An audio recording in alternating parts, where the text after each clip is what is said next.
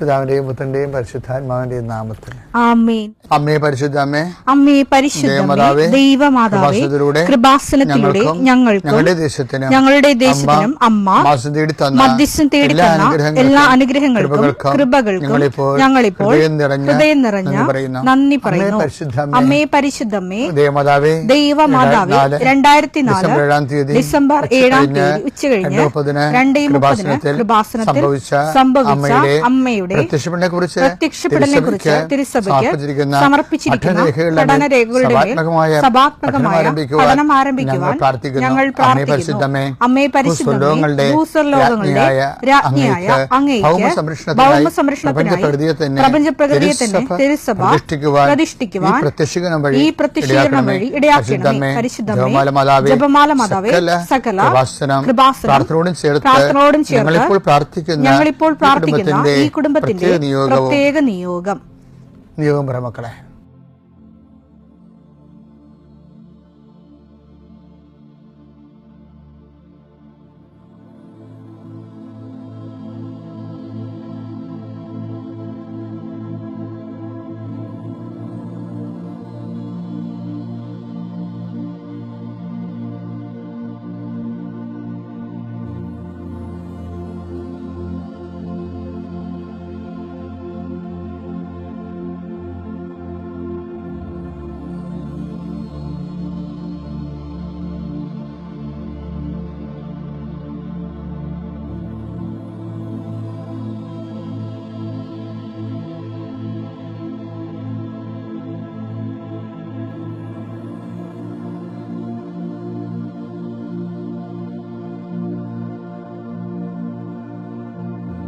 അമ്മയുടെ പ്രത്യക്ഷീകരണത്തിന്റെ ഈ അനുഗ്രഹവേളയിൽ ഞങ്ങൾക്ക് സാധിച്ചു തരുവാൻ കനിയണമേ.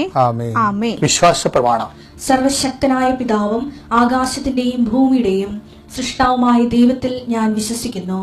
അവിടുത്തെ ഏകപുത്രനും ഞങ്ങളുടെ കർത്താവുമായ ഈശോ മിശിഹായിലും ഞാൻ വിശ്വസിക്കുന്നു. ഈ പുത്രൻ പരിശുദ്ധാത്മാവിനാൽ ഗർഭസ്ഥനായി കന്യകാമറിയത്തിൽ നിന്ന് പിറന്ന് പൊന്തിയോസ് പിലാത്തോസിന്റെ കാലത്ത് പീഡകൾ സഹിച്ച് കുരിശിൽ തറയ്ക്കപ്പെട്ട് മരിച്ച് അടക്കപ്പെട്ട് പാതാളങ്ങളിൽ ഇറങ്ങി മരിച്ചവരുടെ ഇടയിൽ നിന്ന് 3-ാം നാൾ ഉയർത്ത് സ്വർഗത്തിലേക്ക് എഴുന്നള്ളി സർവശക്തിയുള്ള പിതാവായ ദൈവത്തിന്റെ വലതുഭാഗത്തിരിക്കുന്നു. അവിടെ നിന്ന് ജീവിക്കുന്നവരെയും മരിച്ചവരെയും വിധിക്കുവാൻ വരുമെന്നും ഞാൻ വിശ്വസിക്കുന്നു. പരിശുദ്ധാത്മാവിലും ഞാൻ വിശ്വസിക്കുന്നു. വിശുദ്ധ കത്തോലിക്കാ സഭയിലും പുണ്യവാന്മാരുടെ ഐക്യത്തിലും പാപങ്ങളുടെ മോചനത്തിലും ശരീരത്തിന്റെ ഉയർപ്പിലും നിത്യമായ ജീവിതത്തിലും ഞാൻ വിശ്വസിക്കുന്നു. ആമേൻ. സ്വർഗ്ഗസ്ഥനായ ഞങ്ങളുടെ പിതാവേ, അങ്ങയുടെ നാമം പൂജിതമാകണമേ. അങ്ങയുടെ രാജ്യം വരണമേ. അങ്ങയുടെ തിരുമനസ് സ്വർഗത്തിലെ പോലെ ഭൂമിയിലുമാകണമേ. അന്നു വേണ്ടുന്ന ആഹാരം ഇന്ന് ഞങ്ങൾക്ക് തരണമേ. ഞങ്ങളോട് തെറ്റ് ചെയ്യുന്നവരോട് ഞങ്ങൾ ക്ഷമിക്കുന്നത് പോലെ ഞങ്ങളുടെ തെറ്റുകൾ ഞങ്ങളോടും ക്ഷമിക്കണമേ. ഞങ്ങളെ പ്രലോഭനത്തിൽ ഉൾപ്പെടുത്തരുതേ, തിന്മയിൽ ഞങ്ങൾ രക്ഷിക്കണമേ. ആമേൻ. നന്മ നിറഞ്ഞ മറിയമേ, സ്വസ്തി. കർത്താവ് അങ്ങയുടെ കൂടെ സ്ത്രീകളിൽ അങ്ങ് അനുഗ്രഹിക്കപ്പെട്ടവളാകുന്നു. അങ്ങയുടെ ഉദരത്തിൻ ഫലമായി ഈശോ അനുഗ്രഹിക്കപ്പെട്ടവനാകുന്നു. പരിശുദ്ധ മറിയമേ, തമ്പുരാന്റെ അമ്മേ, പാപികളായ ഞങ്ങൾക്ക് വേണ്ടി ഇപ്പോഴും ഞങ്ങളുടെ മരണസമയത്തും തമ്പുരാനോട് അപേക്ഷിക്കണമേ. ആമേൻ. കർത്താവേ, നിന്റെ ഉന്നതമായ നാമത്തിന് സ്തോത്രം ചെയ്യുന്നു.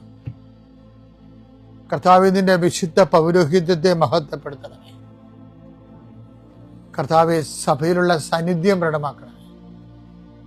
40 വർഷം ഞാൻ അർപ്പിച്ച കൃപാനയുടെ യോഗ്യതയാൽ കൃപാസന അൾത്താറെ ജീവനോടെ പ്രത്യക്ഷപ്പെട്ട പരിശുദ്ധ അമ്മയുടെ മാധ്യസ്ഥത്തിലെ ഞാൻ മക്കളെ ആശീർവദിക്കുന്നു. ഈശോയെ, ഈ പ്രാർത്ഥന ഈ പൈപ്പിൽ വെള്ളം വരുന്നത് പോലെയാണ്. കഞ്ഞി വെക്കണമെങ്കിലും കാപ്പി അനത്തണമെങ്കിലും വെള്ളം കിട്ടണം. അതുപോലെയാണ് കർത്താവെ പലരും ലിവിങ് ബ്രെഡ് കൂടിക്കൊണ്ടിരിക്കുന്നത്. കർത്താവെ, നിന്റെ എല്ലാ ഡോക്യുമെന്റ്സിനെയും ആശ്രയിച്ച് പ്രാർത്ഥിക്കുന്നു. കിട്ടാത്ത ഡോക്യുമെന്റ്സ്, കർത്താവ് ഇല്ലാത്ത ഡോക്യുമെന്റ്സ്, കർത്താവെ അത് ഉള്ളതുപോലെ അത് പരിഹരിക്കപ്പെടാൻ പുതിയ വഴികൾ ഞങ്ങളുടെ മക്കൾക്ക് അങ്ങ് കാണിച്ചു കൊടുക്കണമെന്ന് പ്രാർത്ഥിക്കുന്നു. കർത്താവെ, തൊഴിലാളികൾ, മത്സ്യത്തൊഴിലാളികൾ, അവരുടെ കടങ്ങൾ, അവരുടെ ജീവിത ആവശ്യങ്ങൾ, അവരുടെ തൊഴിൽ സംഘർഷങ്ങൾ, അതുപോലെ തന്നെ കർഷകരുമായി ബന്ധപ്പെട്ട് വരുന്ന എല്ലാ വേദനകളും പരിശുദ്ധമ്മ ദൈവമാതാവിൻ്റെ മധ്യസ്ഥ ഏൽപ്പിക്കുന്നു. ഭവനരഹിതരെ അവരെ ആശീർവദിക്കാൻ പ്രാർത്ഥിക്കുന്നു. കർത്താവെ, മക്കൾ ഇല്ലാത്തവർ അവരെ ആശീർവദിക്കാൻ പ്രാർത്ഥിക്കുന്നു. 40 വർഷം ഞാൻ അർപ്പിച്ച കുർബാനയുടെ യോഗ്യതയാൽ കൃപാസന അൾത്താറെ ജീവനോടെ പ്രത്യക്ഷപ്പെട്ട മാതാവിൻ്റെ മധ്യസ്ഥത്താൽ പിതാവിൻ്റെയും പുത്രൻ്റെയും പരിശുദ്ധനാമത്തിൽ നിങ്ങൾ ആശീർവദിക്കപ്പെടുന്നു, നിങ്ങൾ സൗഖ്യപ്പെടുന്നു. തിരികെ വരണ സമയം കർത്താവ് നിങ്ങൾ അനുഗ്രഹിക്കട്ടെ. ഫിലിപ്പിയർ 2:15 അങ്ങനെ നിങ്ങൾ നിർദോഷകരും നിഷ്കളങ്കരുമായി തീർന്ന് വഴിപിഴച്ചതും വക്രതയുള്ളതുമായ തലമുറയുടെ ഇടയിൽ കുറ്റമറ്റ ദൈവമക്കളാവട്ടെ അവരുടെ മധ്യേ ലോകത്തില് നിങ്ങൾ വെളിച്ചമായി പ്രകാശിക്കുകയും ചെയ്യട്ടെ. ഇത് ജിയോ എന്ന് പറയുന്ന ഒരു അക്കൗണ്ടന്റ് ജനറലിന് കർത്താവ് നൽകിയ ഒരു സന്ദേശമാണ്. കാര്യം അദ്ദേഹം സൗത്ത് ആഫ്രിക്കയിൽ, നിങ്ങൾ സാക്ഷ്യം കേട്ട് കാണാം, അദ്ദേഹം അക്കൗണ്ട് ജനറലായിട്ട് ആക്ടിങ് ഡയറക്ടറായിട്ട് ചാർജ് ചെയ്തിട്ട് അപ്പോൾ അദ്ദേഹത്തിൻ്റെ കൂടെ ഉണ്ടായിരുന്ന 3 ആക്ടിങ് ജനറൽമാരെ ഗവൺമെൻറ് ഡിസ്മിസ് ചെയ്തു. അവരുടെ തിരിമറികളും വക്രതകളും കാരണം ആ ഡിപ്പാർട്ട്മെൻറ്റ് മന്ത്രിയും രാജിവെച്ചു. കഴിഞ്ഞ ദിവസം ഉടമ്പടിയിൽ വന്ന ഒരു സാക്ഷ്യമാണ്. അത് കഴിഞ്ഞപ്പോൾ അദ്ദേഹത്തിന് അറിയത്തില്ല, അവർ കാണിച്ച തിരിമറികളെല്ലാം ഉത്തരവാദികൾ പുള്ളി ആ പൊസിഷൻ ഒപ്പിട്ട് വാങ്ങിച്ച കാരണം പുള്ളിയെയാണ് ഗവൺമെൻറ് കുറ്റവാളിയായിട്ട് കണ്ടത്. അപ്പോൾ പുള്ളിയുടെ കോൺഫിഡൻഷ്യൽ ഡേറ്റ മറുഭാഗത്തിന് പൈസ വാങ്ങിച്ചിട്ട് വക്കീലന്മാർ മറിച്ച് അവർക്ക് കൊടുത്ത് രഹസ്യത്തിൽ. അപ്പം ഈ ഒരു സങ്കടത്തിൽ പുള്ളിയുടെ കോൺഫിഡൻഷ്യൽ ഡേറ്റ പോലും സ്വന്തപ്പെട്ടവർ, അയാൾക്ക് വേണ്ടി വാദിക്കേണ്ടവർ അയാളെ തോൽപ്പിക്കാൻ വേണ്ടി അകത്തുനിന്ന് പണിയെടുത്ത്. അപ്പോഴേ കർത്താവിനോട് ചോദിച്ചു, കർത്താവേ ഞാൻ എന്ത് ചെയ്യുമെന്ന്. പുള്ളിയാണ് 200 കുടുംബങ്ങളിലെ കാപ്പിരി കുടുംബങ്ങളിലെ കർത്താവിൻ്റെ സുവിശേഷ വേല ചെയ്തത്. അത്രയും ബന്ധമുള്ളതുകൊണ്ട് കർത്താവ് അദ്ദേഹത്തിന് കൊടുത്ത നോട്ടാണ്. എന്താണ്? മറ്റുള്ളൊരു വക്രത കാണിക്കും, വഞ്ചന കാണിക്കും, പക്ഷേ ഈ യുദ്ധത്തിൽ നീ ആ വക്രതയും വഞ്ചനയും കാണിക്കരുത്. കാര്യം എന്താണ്? വിജയം നൽകുന്നത് കർത്താവാണെന്ന്. അപ്പം കർത്താവ് ഒരു വിഷയത്തിൽ ഇടപെടാൻ വേണ്ടി നിങ്ങൾ ആഗ്രഹിച്ചാൽ പിന്നെ ലോകത്തിൻ്റെ ആയുധങ്ങൾ നമ്മൾ എടുക്കരുത്. ലോകത്തിൻ്റെ ആയുധങ്ങളിലാണ് അത് ഒന്നിട്ട് വായിച്ചത് 2:15 അങ്ങനെ നിങ്ങൾ നിർദോഷകരും നിഷ്കളങ്കരുമായി തീർന്ന് വഴിപിഴച്ചതും വക്രതയുള്ളതുമായ അവരെ കുറിച്ച് ഈശോ പറയണതാണ്. അവന്മാർ വഴിപിഴച്ചതാണ്, വക്രതയുള്ളവരാണ്. വക്രതയുള്ളവരും ഇതുപോലെയുള്ള ആൾക്കാരോട് നമ്മൾ പെരുമാറണത് അതേ നാണയത്തിൽ പെരുമാറരുത്. പിന്നെന്ത് ചെയ്യണം? നിഷ്കളങ്കതയോടെ. പലർക്കും തെറ്റിപ്പോണം അവിടെ. അവർ കണ്ണിന് പകരം കണ്ണെന്ന രീതിയിൽ അവർ വക്രത കാണിച്ചാൽ അതേക്കുള്ള വക്രത നമ്മളും കാണിക്കും. അപ്പം എന്താ പറ്റണമെന്ന് വെച്ചാൽ കർത്താവിനെ രണ്ടുപേരും ഒരുപോലെ പോകും, ഇടപെടാൻ പറ്റാതെ വരും.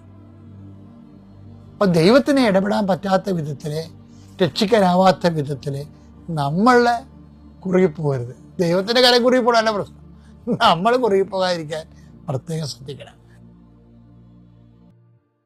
ആദ്യമേ തന്നെ ഈശോയ്ക്കും പരിശുദ്ധാമ്മയ്ക്കും കോടാനുകോടി നന്ദി അർപ്പിച്ചുകൊള്ളുന്നു. എൻ്റെ പേര് ഷിനു.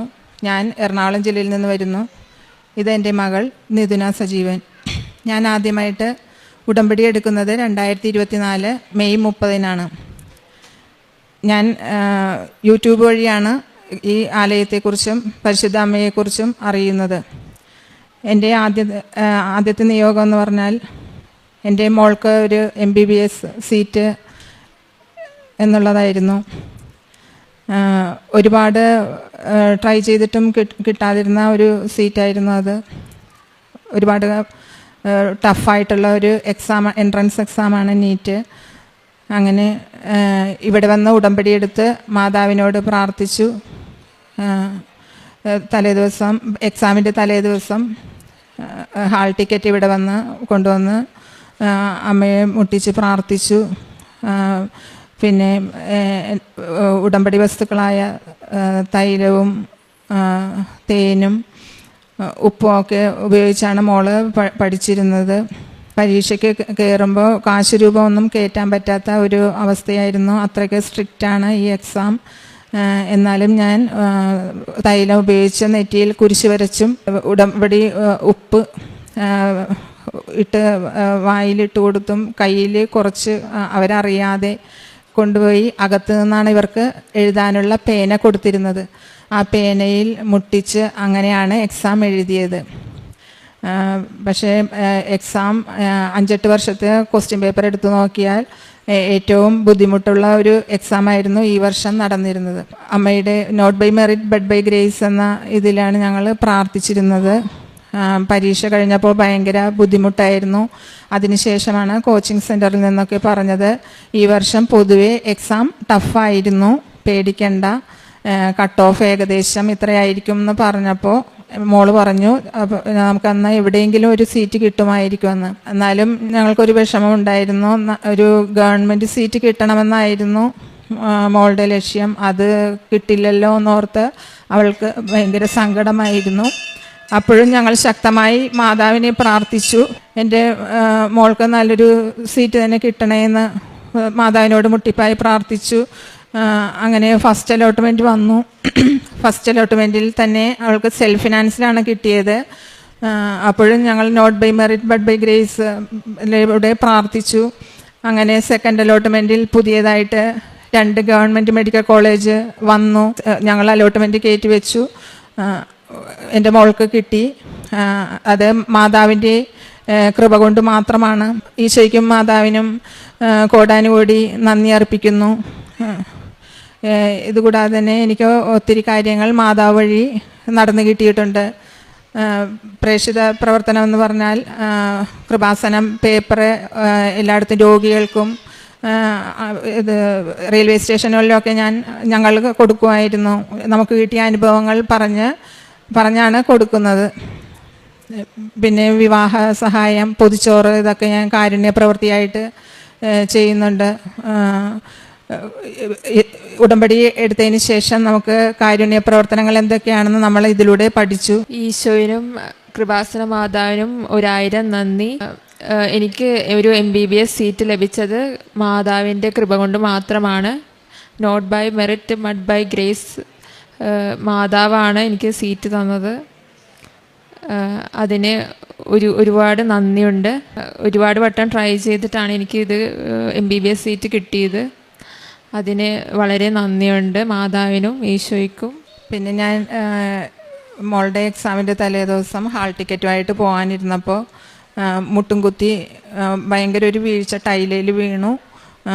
ഞാൻ പേടിച്ചു പോയി. കാരണം ഞാൻ ഈ ഹാൾ ടിക്കറ്റ് അവിടെ എത്തിക്കാതെ എൻ്റെ മോൾക്ക് എക്സാം എഴുതാൻ പറ്റില്ലായിരുന്നു. ഞാൻ ഉടമ്പടി തൈലമെടുത്ത് എൻ്റെ മുട്ടും 2ലും പുരട്ടിക്കൊണ്ട് ഞാൻ അന്ന് കിടന്നുറങ്ങി. അത്ഭുതം എന്ന് പറയട്ടെ, നേരം വെളുത്തപ്പോൾ എനിക്ക് വീണ ഒരു വീഴ്ചയുടെ ഒരു യാതൊരുവിധ ലക്ഷണങ്ങളും എനിക്ക് ഉണ്ടായിരുന്നില്ല. അമ്മയുടെ കൃപ കൊണ്ട് മാത്രമാണ്, അമ്മയുടെ അനുഗ്രഹം കൊണ്ട് മാത്രമാണ്. ഈശോയ്ക്കും മാതാവിനും കോടാനുകോടി നന്ദി അർപ്പിച്ചോളുന്നു. ആത്മീയ ജീവിതം എന്ന് പറഞ്ഞാൽ ഞങ്ങൾ ഹിന്ദുക്കളാണ്.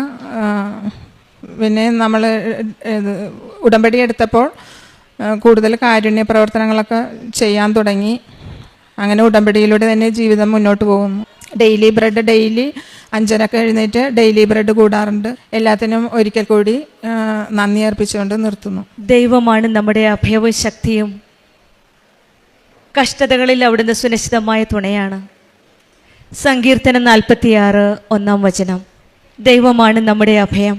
ദുഃഖങ്ങളും കഷ്ടങ്ങളും വരുമ്പോൾ അഭയം പ്രാപിക്കാവുന്ന സുരക്ഷിതമായ ഒരു സ്ഥലമാണ് ദൈവത്തിൻ്റെ ഈ ആലയം. പരിശുദ്ധ അമ്മ ജീവനോടെ പ്രത്യക്ഷപ്പെട്ട ഈ സന്നിധിയിൽ വന്ന് എല്ലാ പ്രതീക്ഷകളും തകരുമ്പോഴും ദൈവമാണ് നമ്മുടെ ശക്തി എന്ന് ഏറ്റുപറഞ്ഞ് നമ്മുടെ മെറിറ്റുകളെല്ലാം മതിയാകാതെ വരുമ്പോൾ, ജീവിതത്തിലെ പ്രതിസന്ധികൾ തരണം ചെയ്യാതാവുമ്പോൾ ഈശോയുടെയും അമ്മയുടെയും കൂടെ നിന്ന് ഉടമ്പടിയെടുത്ത മക്കളുടെ ജീവിത സാക്ഷ്യങ്ങളാണ് നാം ഇവിടെ കേൾക്കുന്നത്. ഷിനു സജീവൻ എന്ന മകളും സാക്ഷ്യത്തിലും ഇതുതന്നെയാണ് നമ്മൾക്ക് കാണുവാൻ സാധിക്കുന്നത്. ഈശോയിലും അമ്മയിലും അഭയവും ശക്തിയും.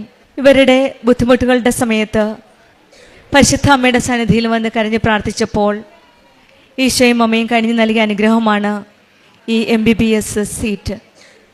2 പ്രാവശ്യം ട്രൈ ചെയ്തിരുന്നു. ഉടമ്പടി എടുത്തതിന് ശേഷം ഉടമ്പടി വസ്തുക്കൾ ഉപയോഗിച്ച് പ്രാർത്ഥിച്ച് തൈലം പുരട്ടി എക്സാമിന് പോയി. ഇതൊരു ടഫ് എക്സാം ആയിരുന്നു. ഗവൺമെൻറ് സീറ്റിന് വേണ്ടി പ്രാർത്ഥിച്ചു. ഈശോയും അമ്മയും ഈ മക്കളുടെ കൂടെ ചേർന്ന് നിന്ന് ഒരു പുതിയ കോളേജ് തന്നെ തുറന്നു കൊടുക്കുകയായിരുന്നു. 2 പുതിയ കോളേജുകൾ തുറന്ന് അതിലൊരു കോളേജിലാണ് ഈ മകൾക്ക് ഗവൺമെൻറ് സീറ്റ് തന്ന് ഈശോയും അമ്മയും അനുഗ്രഹിച്ചത്. ഉടമ്പടി മക്കളുടെ ജീവിതത്തിൽ പലപ്പോഴും നമ്മൾ കാണുന്നതാണ് ഈശോയും അമ്മയും നമ്മുടെ ജീവിതത്തിൽ ചേർന്ന് നിന്ന് പുത്തൻ വഴികൾ തുറന്നു തരുന്നത്. ഇവരുടെ ജീവിതത്തിലും അതുതന്നെയാണ് നമ്മൾക്ക് കാണുവാൻ സാധിക്കുന്നത്.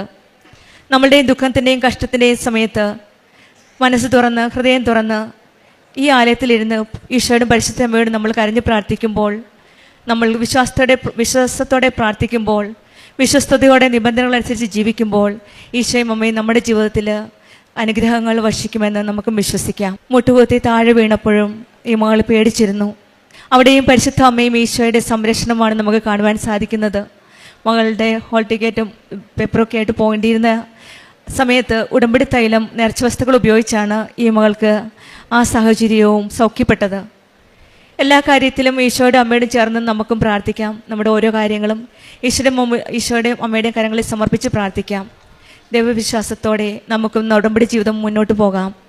ഷിനു സജീവനും കുടുംബത്തിന് ലഭിച്ച എല്ലാ അനുഗ്രഹങ്ങൾക്കും ഉടമ്പടി വഴി ലഭിച്ച ഈ MBBS എന്ന അഡ്മിഷൻ, ഗവൺമെൻറ് കോളേജിലേക്കുള്ള ഒരു അഡ്മിഷൻ, അതിനുവേണ്ടിയും മറ്റെല്ലാ അനുഗ്രഹങ്ങൾക്ക് വേണ്ടിയും ദൈവം കഴിഞ്ഞു കൊടുത്ത എല്ലാ കൃപകൾക്കും not by merit but by grace എന്നാണ് അവർ പറയണത്. നമ്മുടെ മെറിറ്റ് അല്ല, ദൈവത്തിൻ്റെ ഒരു കൃപയാണ് നമ്മുടെ ജീവിതത്തിൽ എല്ലാ അനുഗ്രഹങ്ങളും നമ്മൾക്കായി നൽകുന്നത്. ഒരിക്കൽ കൂടി നമുക്ക് കരങ്ങളടിച്ച് ഈശോയ്ക്കും അമ്മയ്ക്കും നന്ദി പറയാം. യേശുവേ സ്തുതി, യേശുവേ നന്ദി. എൻ്റെ പേര് ചന്ദ്രബാബു എന്നാണ്. ഞാൻ അമ്മയായിട്ട്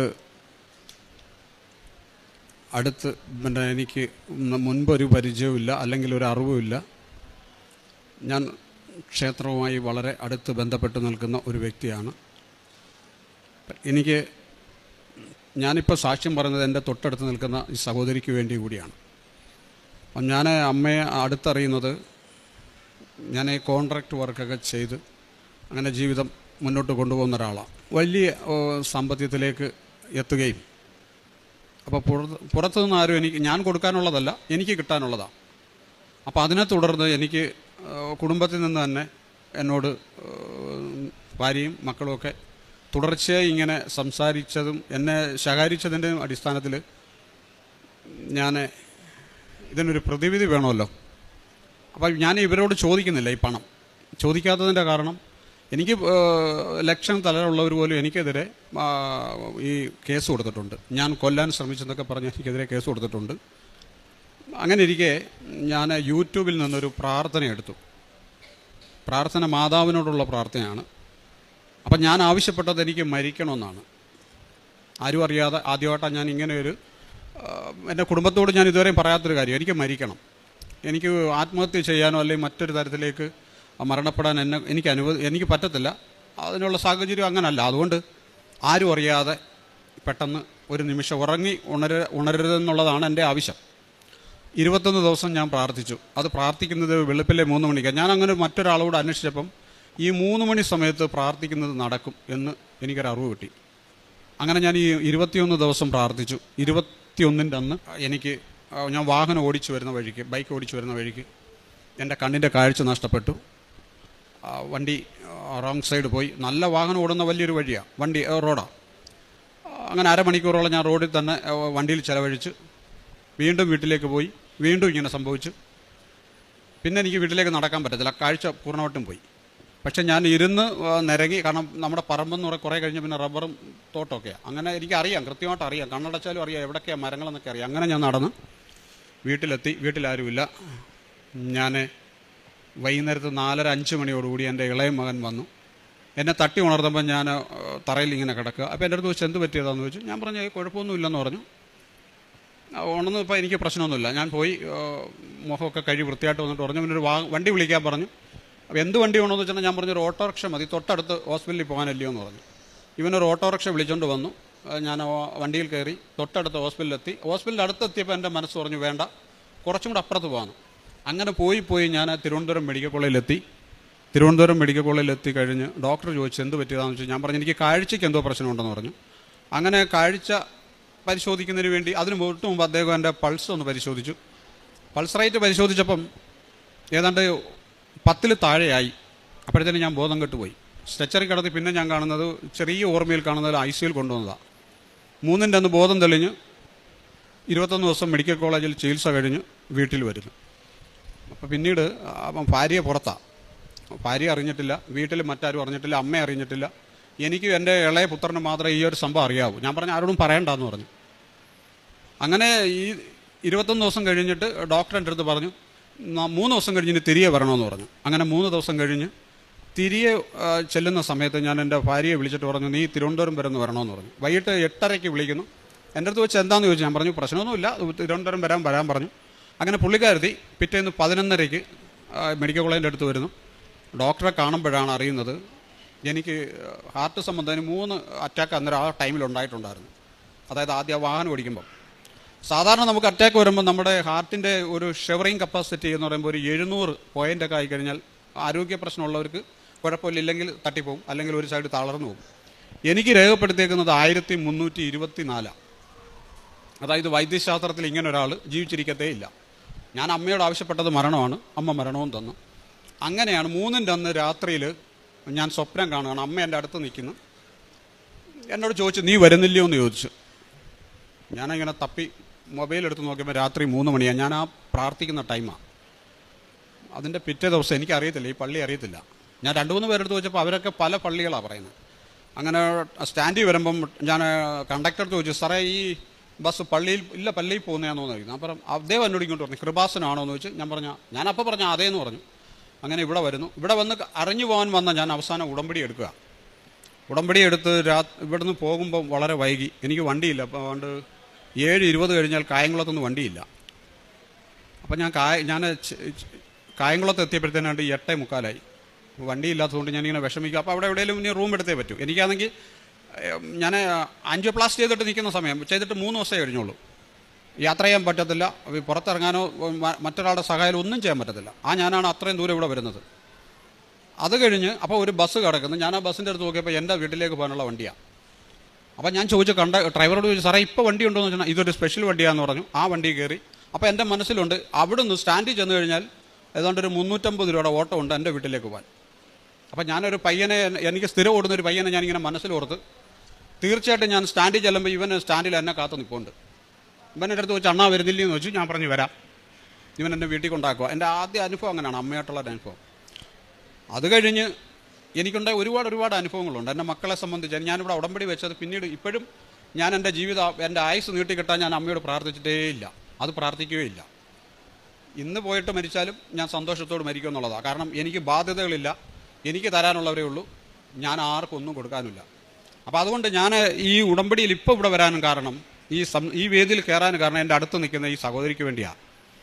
കാരണം ഞാനൊരു രാഷ്ട്രീയ പ്രവർത്തകനാണ്. ഈ അടുത്ത സമയത്ത് നടന്ന തെരഞ്ഞെടുപ്പ് ഇപ്പം നാളെ സത്യപ്രതിജ്ഞ നടക്കുക. എൻ്റെ തൊട്ടടുത്ത വാർഡിൽ 54 ഇപ്പം 55-ാമത്തെ വർഷം, ഈ 55 വർഷമായിട്ട് അവിടെ എനിക്കെതിരായി ഞാനൊരു രാഷ്ട്രീയ അത് ഞാൻ പറയുന്നില്ല, എനിക്ക് വിരുദ്ധമായി നിൽക്കുന്ന അല്ലെങ്കിൽ എതിരായി നിൽക്കുന്ന രാഷ്ട്രീയ പാർട്ടിയുടെ സ്ഥാനാർത്ഥി വിജയിച്ചിട്ടില്ല. 55-ാമത്തെ വർഷം ജയിച്ചിട്ടേ ഇല്ല, എൻ്റെ പാർട്ടി ജയിച്ചിട്ടില്ല. അങ്ങനെ പാർട്ടി എൻ്റെ അടുത്ത് പറഞ്ഞു ഒരു സ്ഥാനാർത്ഥിയെ കണ്ടെത്താൻ പറഞ്ഞു. ഞാനൊരു സ്ഥാനാർത്ഥിയെ കണ്ടെത്തി, 3 സ്ഥാനാർത്ഥിയെ കണ്ടെത്തി. 3 പേരും വ്യത്യസ്തരായ ജീവിത സാഹചര്യങ്ങളിൽ നിന്നുള്ളവരെ കണ്ടെത്തി. അത് കഴിഞ്ഞ് ഞാൻ അമ്മയോട് ചോദിച്ചു, ഞാനിപ്പം പൈസ ഏൽപ്പിക്കുന്നത് അമ്മയാണ്. ഞാൻ 1 രൂപയാണെങ്കിലും 10,000 ആണെങ്കിലും ഇനി 1 ലക്ഷം ആയാലും ഇപ്പം ഞാൻ ഏൽപ്പിക്കുന്ന അമ്മയെ. അതെങ്ങനെ ഏൽപ്പിക്കുമെന്ന് വെച്ചാൽ എൻ്റെ വീട്ടിലൊരു ബൈബിളുണ്ട്, ആ ബൈബിളിൽ വയ്ക്കും.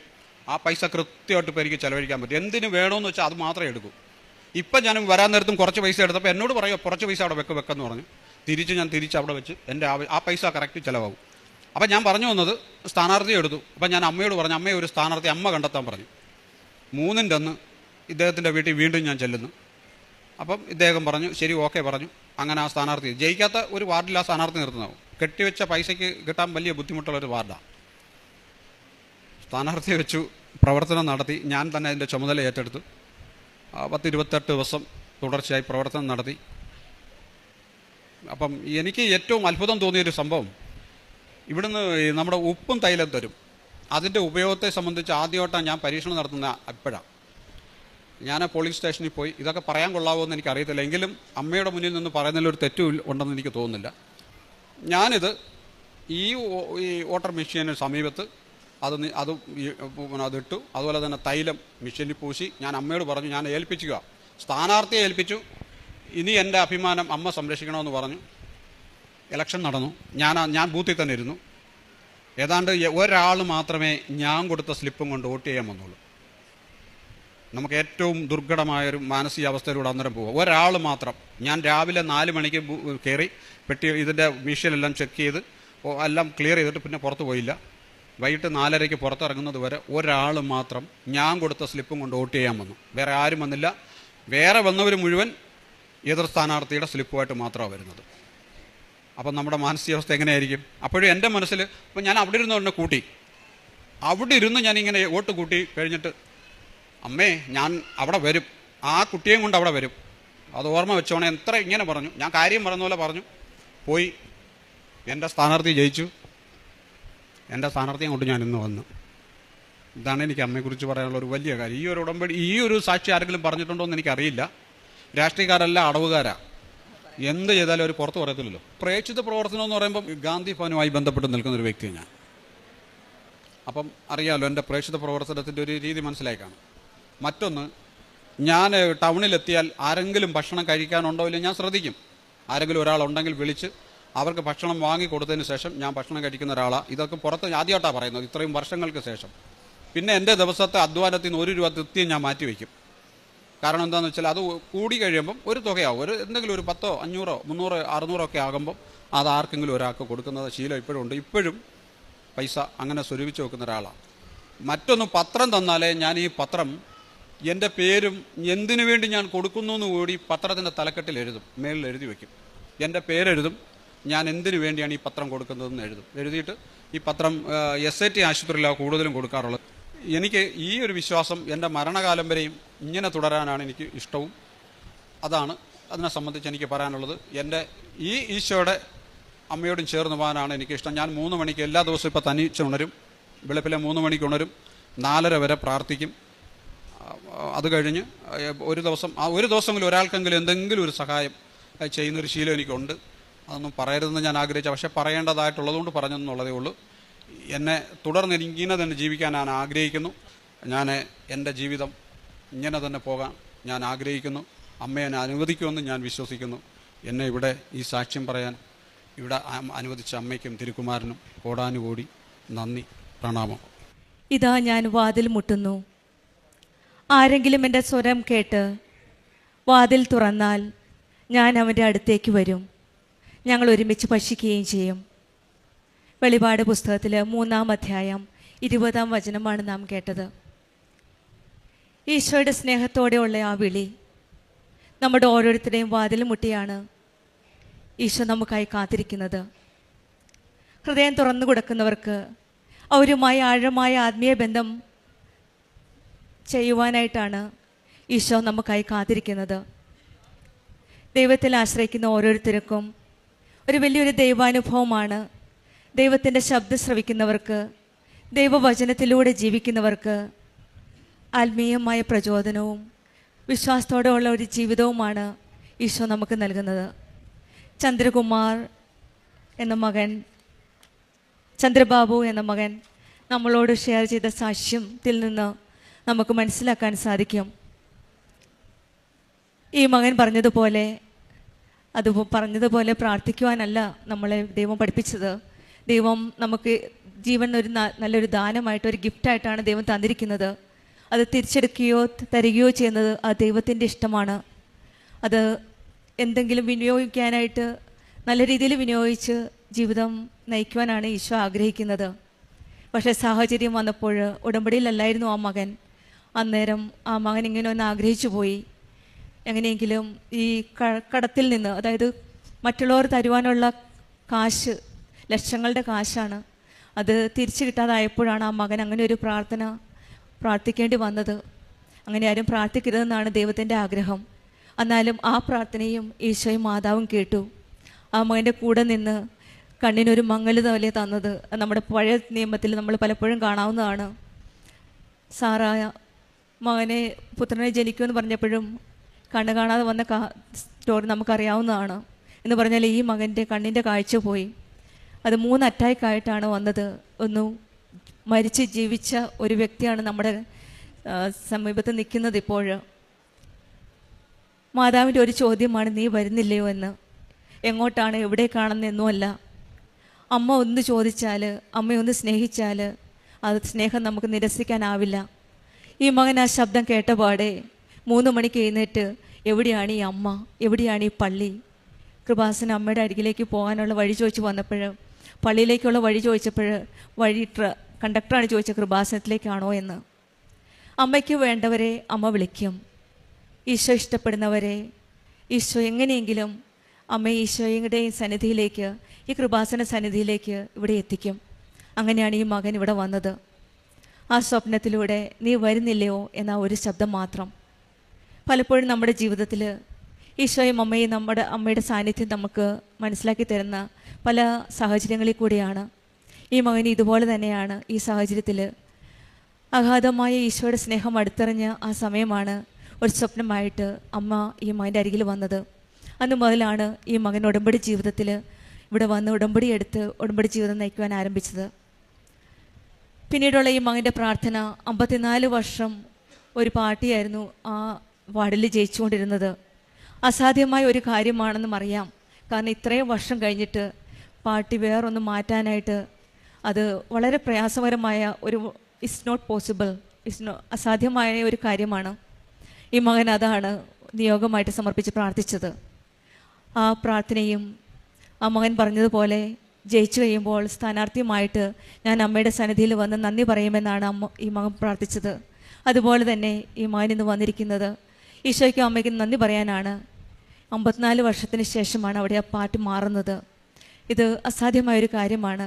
സമയച്ചുരുക്കത്തിൻ്റെ അമ്മ അസാധ്യമാണെന്ന് നമ്മൾ വിചാരിക്കുന്ന കാര്യങ്ങളാണ് ഈശോയുടെ അടുത്തേക്ക് കൊണ്ടുപോകുന്നത്.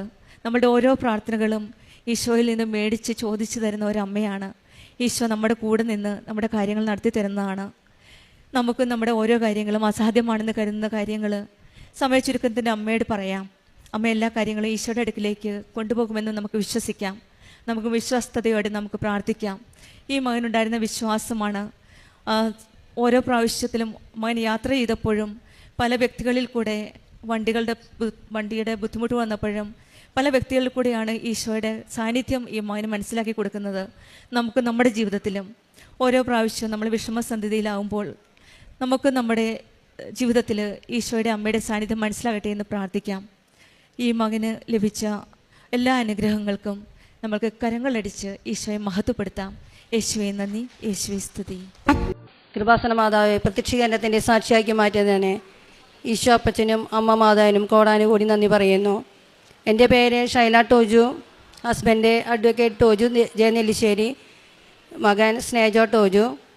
ഞാൻ 2019 കൃപാസനത്തെക്കുറിച്ചിട്ട് തൃശ്ശൂർ ജില്ലയിലുള്ള മുണ്ടൂർ ഇടഭാഗമാണ്. ഞാൻ 2019 ആലപ്പുഴയിൽ വന്നപ്പോൾ എനിക്കൊരു കൃപാസന പത്രം കിട്ടുകയുണ്ടായി.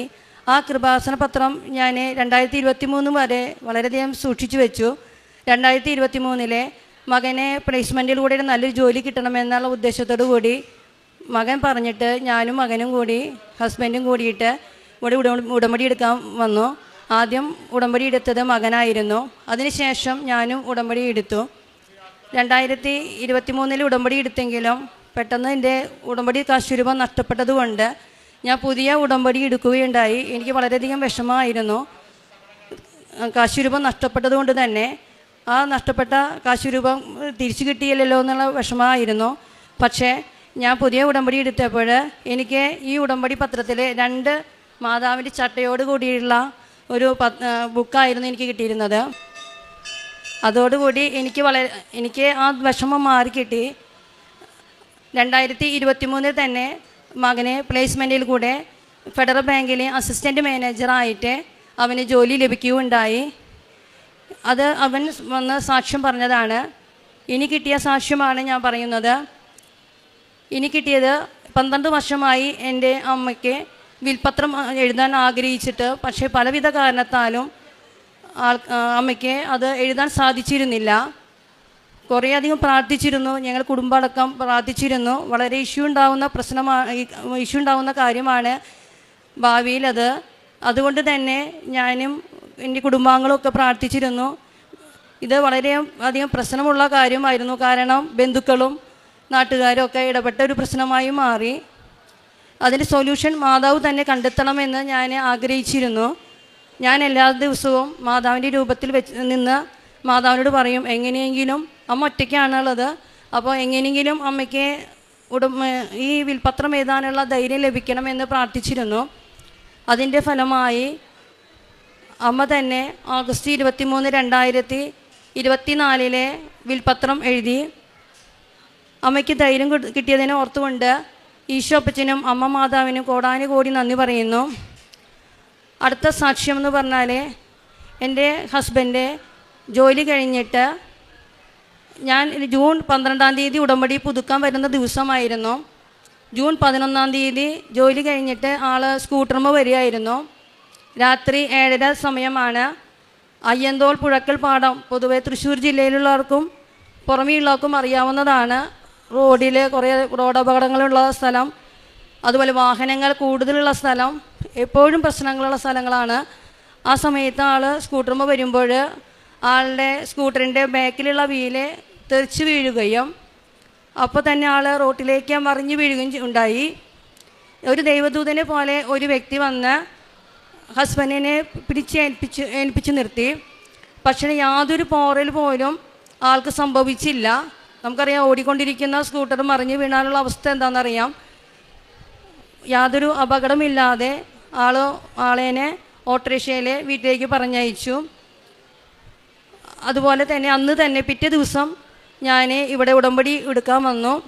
ഹസ്ബൻഡ് ജോലിക്ക് പോയി. വലിയൊരു സംരക്ഷണമായിരുന്നു ഈശോ അപ്പച്ചനിൽ നിന്നും അമ്മ മാതാവിൽ നിന്നും ലഭിച്ചത്.